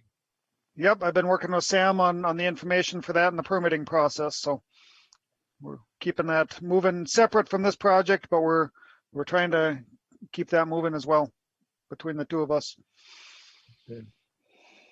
All right, anything else we should update? You're talking about lower 137 now on that end of town that where the construction is now. I don't see no action as far as lights go there, but. Well, they poured the bases, Mr. Mayor, today, the other day. They did some curbing today down there. So they're moving along. On the islands, but I mean on the corners, for the mother two. Yeah, they're gonna get the island set up, and then I believe they're looking at towards the end of the week. I got to go down there and do some locating for them for that intersection. Okay. And then up on the holiday part, is that going to be in highway department? Well, that's between me and Doug. We gotta meet someday here and talk about where we gotta go permitting in ways. I just haven't had to sit down and get a chance to talk to Doug yet. It's kind of in my court now. We already took care of one light by the holiday. Okay, that, and the one up by the end of the Summit Street. Remember last June, I think. Well, that the one by Holiday isn't gonna work. Where it is, it's not gonna shine like that intersection we would like. So that's where we gotta work with MnDOT and getting a different permit, getting a different poles like they got down here at the end of town where they put them up by Holiday. I'm just saying we okayed the amount of money for that. Remember? Yeah, but it's gonna change with the cost of the poles though. That's the thing. It's gonna change, being that there's two poles, because we were just gonna go with a power pole before, not these galvanized ones like MnDOT would require. Because it's a 40-mile-an-hour zone, that takes it to the next level, and they gotta have, I believe there's a breakaway or something that's designed in the poles that they gotta have. I do not think they can be just a regular telephone pole put there. And there's going to be help with MnDOT on that, right, Doug, or no? As far as cost, or as far as helping you guys get the permit applied for? Both. I can help get the permit through working with Sam. I can commit to that. Okay. Anything else? Council ask questions of Doug. You got anything else you want to talk about, Doug? No, thank you for the time and floor and your cooperation on the project. I'm excited we're moving into town and seeing some work getting done. Thank you. Any questions by council for Doug before he goes? All right, thanks, Doug. All right, thank you.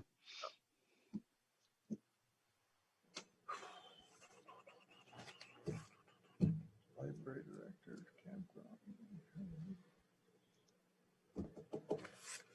All right, campground director, Wendy Flanagan, thanks for your patience.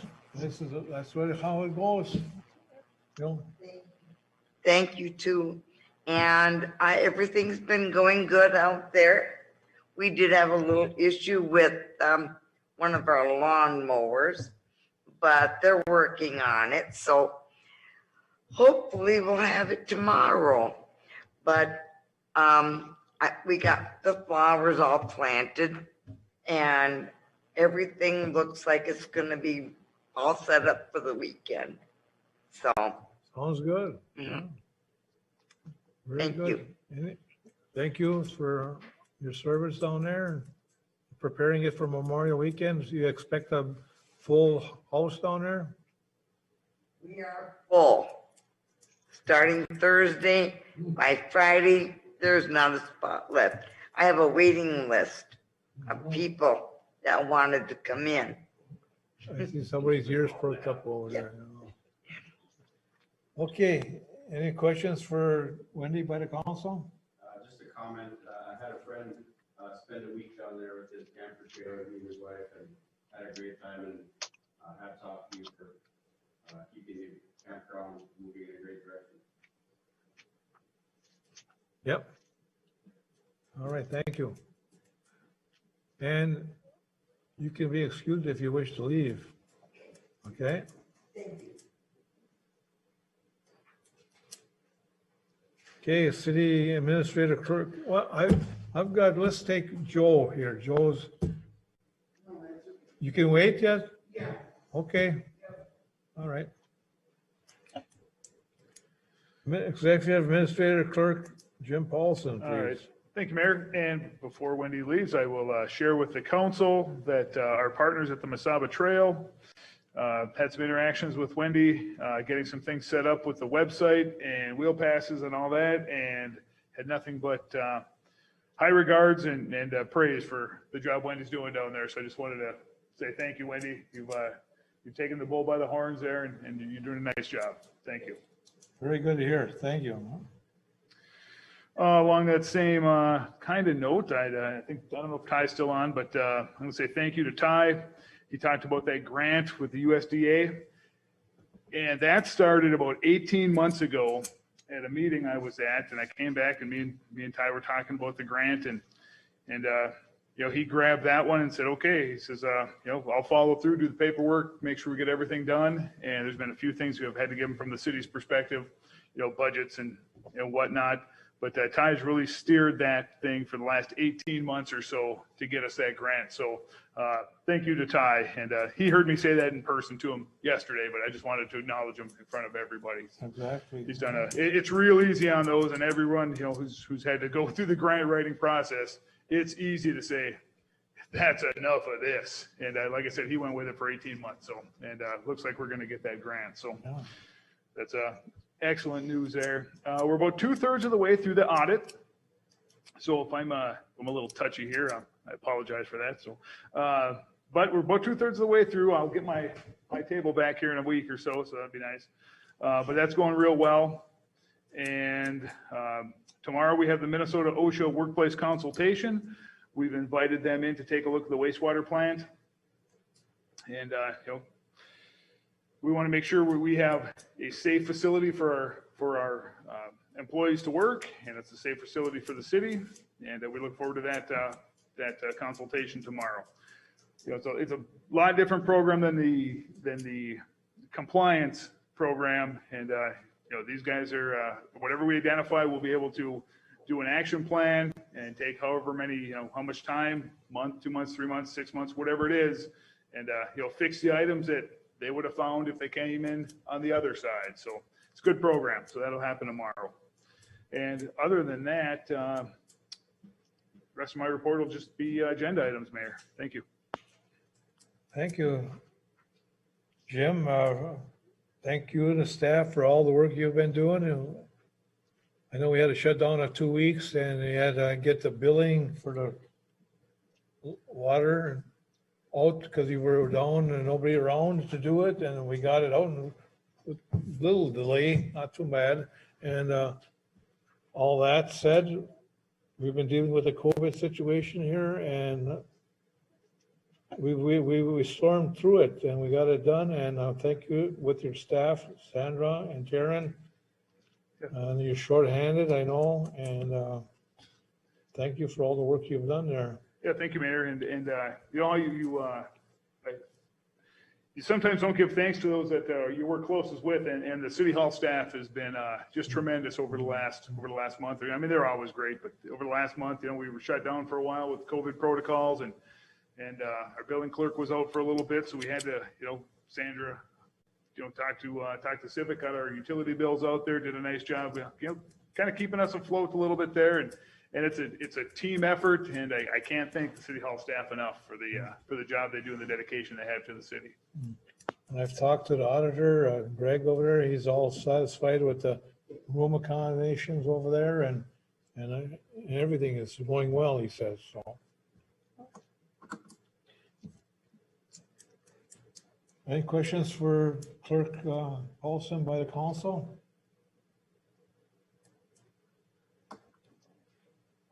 No more board recommendations. I don't think I've. No, there were none, Mayor. Wastewater treatment plant update. Do we, I guess we have to, I guess we haven't done that because it was brought up at the last meeting and we haven't responded back. I don't know. Are we waiting for another meeting, right, or something? Well, yeah, I was under the impression we were waiting for something back from them. Our last offer is the same one that we gave in October for the fixes. And, you know, Joe with Avivo was going to be looking at, you know, they didn't want to leave it that open-ended, but we'll send a reminder letter to them about where we stand, and then we'll get their formal response.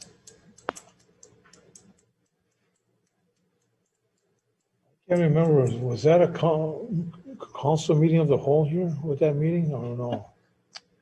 No, that was the group we had together to discuss with. I should report, we had that meeting with them. We had a meeting with them and,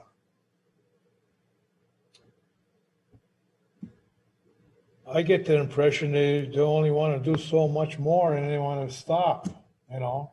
And it's not going to be finished. It's not the right, things is not going to be over with.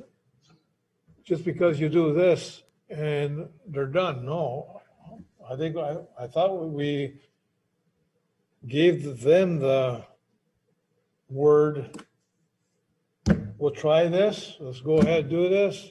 But it's not, if it doesn't work, we're going to go further. It's not going to be that.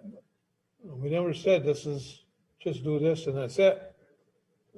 I hope they never got that impression that we said that. And we'll verify that with our letter to them. Okay. Well, that's got to be cleared up. Those where we're at on both sides, because anything else to speak about that? Nothing? You just gotta get that cleared up. Otherwise, punch list has been going pretty good down there. Right? Yeah, the punch list has been going pretty good. We haven't been able to meet with Ron here, but hopefully end of this week we can have a meeting with Ron and get some updates on punch lists and our items that we're concerned about. Maybe we'll get some answers on those or get it out in the air. Like I say, the items that we're concerned with. We've come a long way on them, right? On the punch list items or the concerned items? Both. Well, the punch list items we've come quite a ways with, but the concerned list of items we have not. Those are the change order items that were on that one list, and we really haven't talked about any of them. There's some new concerned items, and I know the concerned items that we were wondering about on that list where the council wanted to get prices. We haven't seen anything. We haven't heard nothing from Maggie. We haven't, we don't know where that is. So,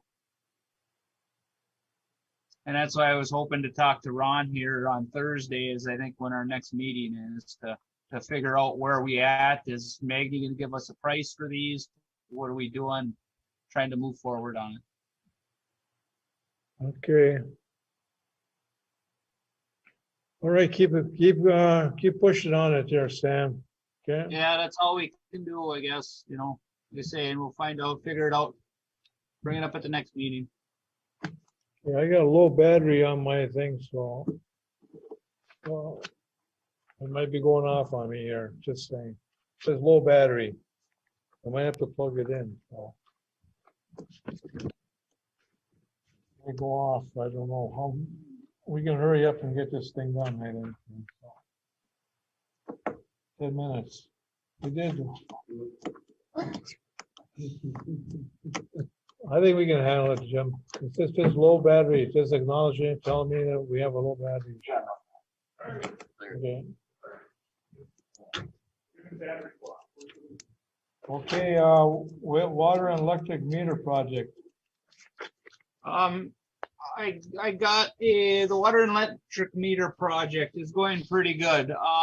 We've stumbled on a few places now that do not have a meter installation. They don't have a meter horn. They don't have that. And I knew there was a few of them, but I didn't know there would be this many right away. And one thing is in the code book that the meter installation would be done by the city. We don't have the staff available to go do that.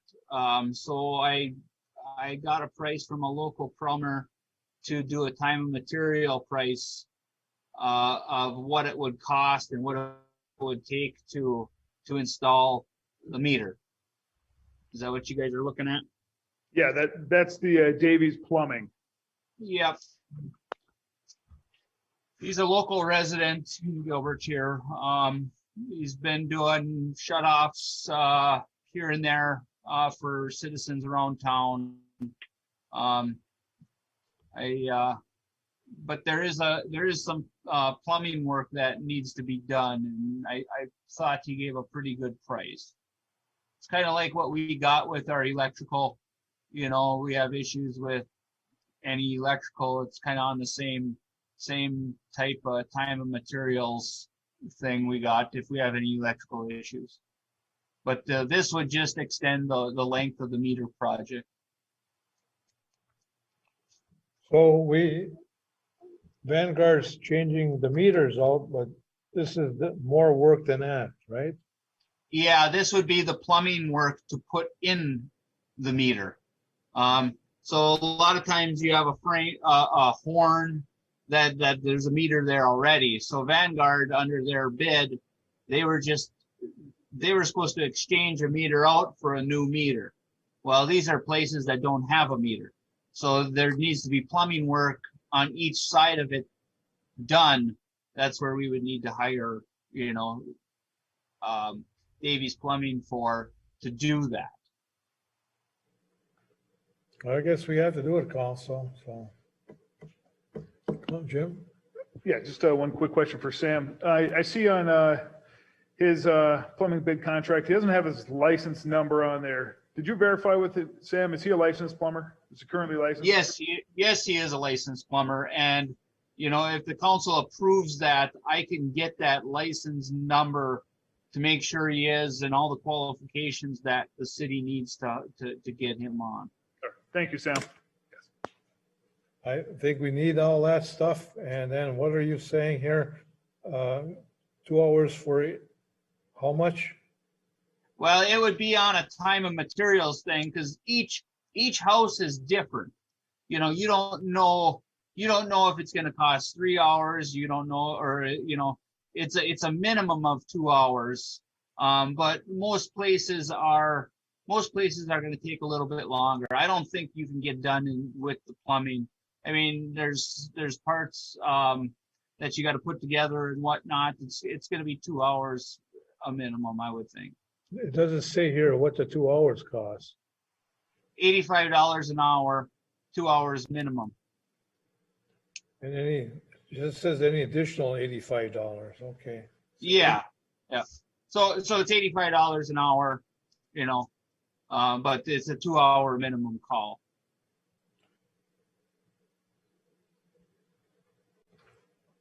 You think it's okay?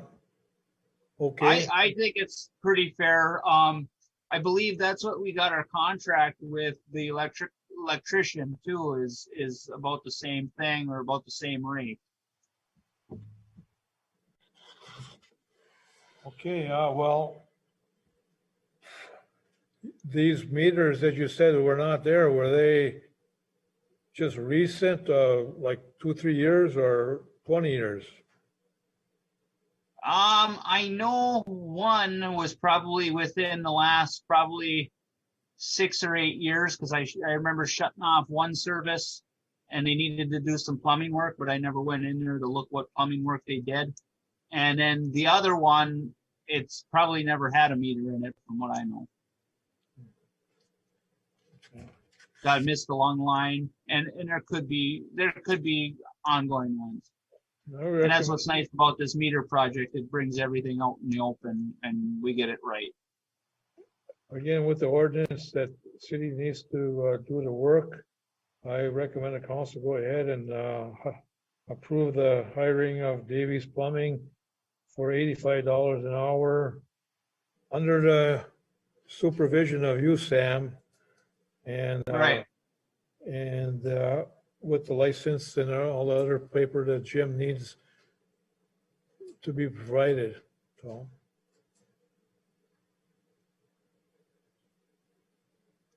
I'll move. I'll second. Motion by Counselor Skinsich, supported by Counselor Ione to go ahead and hire Davies Plumbing under those conditions as stated. Supervision of Sam, $85 an hour, and all the proper documents to be provided. Any more discussion? Sam, I mean, you can go $85 an hour for 100 hours. You gotta know when it's time to quit sometimes, okay? Well, right. You know, it's not gonna be, you know, like I know that I'm just trying to be, I know it's hypothetical, but I want to make sure that we got covered that you're gonna, you know. yeah, I'll watch over them. Yes, I will. And then this is only through the meter installation project. It ain't any longer than what it takes to install this meter project. So once this project is closed out, we don't have to have him on board. That's also just for the water replacement meter project currently, not further than that. You can do that later. You can do it after this is done. You can do it then, city crew. Right. Yeah. Right, council? Yeah. Okay, all in favor, say aye. Aye. Opposed, say nay. Motion carries. Thank you. Yeah. I don't think there's anything else. I'm gonna ask to leave, Mr. Mayor. Is that okay? Your excuse. Thank you. Okay, before I get to the dairy resolution, I'm gonna go down to the bingo application 8C, all right? I have a Knights of Columbus representative here, I believe, Joe Percott. And if we got any questions for Joe, I'm sure he'd answer them. This is a yearly annual thing for the Knights of Columbus of Gilbert here. They've had at least 4 bingos every year for, I don't know how many years now. And I would recommend we go ahead and okay the 4 dates that they picked. I'll move. I'll support. Motion by Counselor Pulis, supported by Counselor Heitzman to approve the application to conduct excluded bingo for Gilbert Knights of Columbus Council 5031 on the following dates in 2021, September 19th, October 10th, November 28th, and December 12th, with all the paperwork done by the city clerk and the city attorney, right? Any more discussion? It's nice to see some of these events starting to come back. Yes, very, very well said. Joe, you want to say anything? Well, yeah, we're gonna do it if they will take the ban of only so many people. Yeah. Because we don't want to turn people away. Yeah. So we're hoping that the state will come through and will let us have a full house so that we can get our programs back up and running. Thank you very much. Yeah, very good. Thank you. Yep. All right, all in favor, say aye. Aye. Opposed, say nay. Motion carries. Been approved, Joe. Thank you very much. Yep.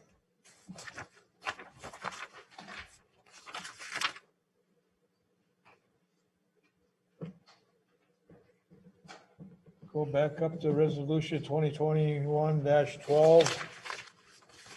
I already started to make that motion to approve to accept the donation. I'll second.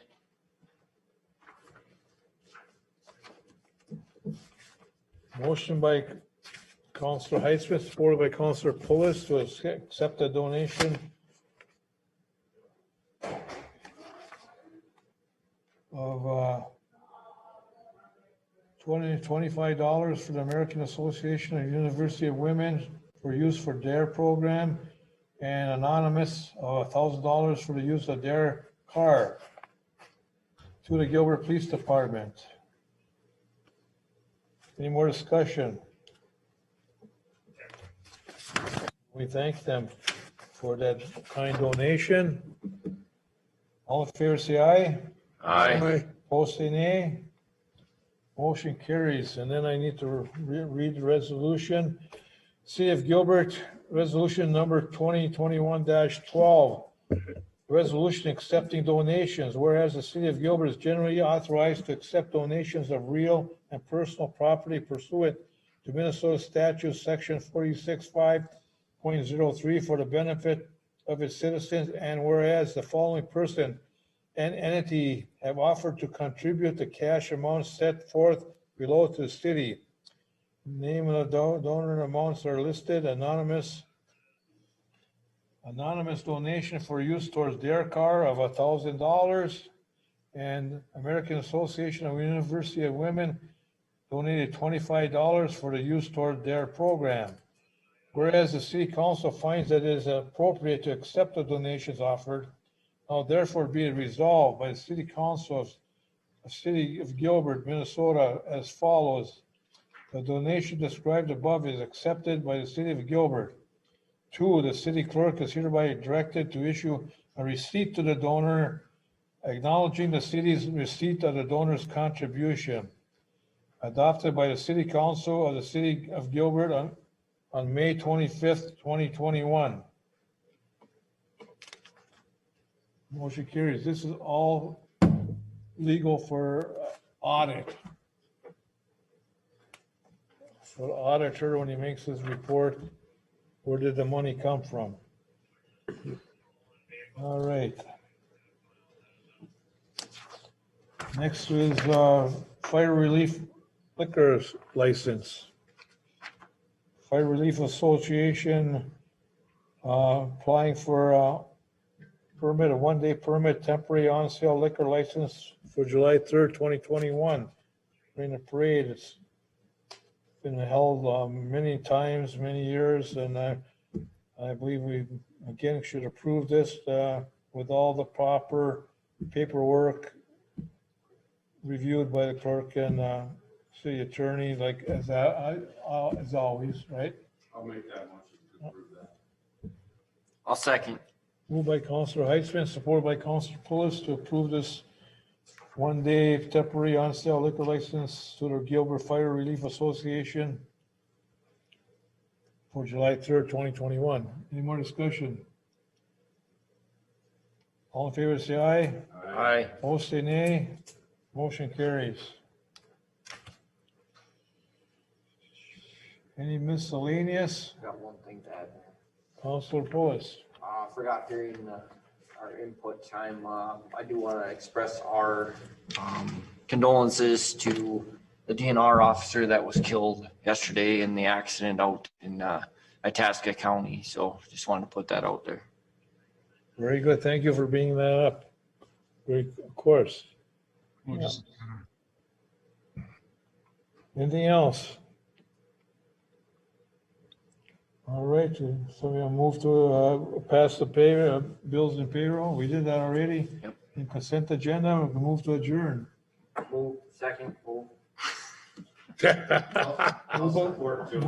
by Councilor Pulis, supported by Councilor Heitzman to adjourn. Any more discussion? All in favor, say aye. Aye. Opposed, say nay. Motion carries. 8:17. Thank you and good night.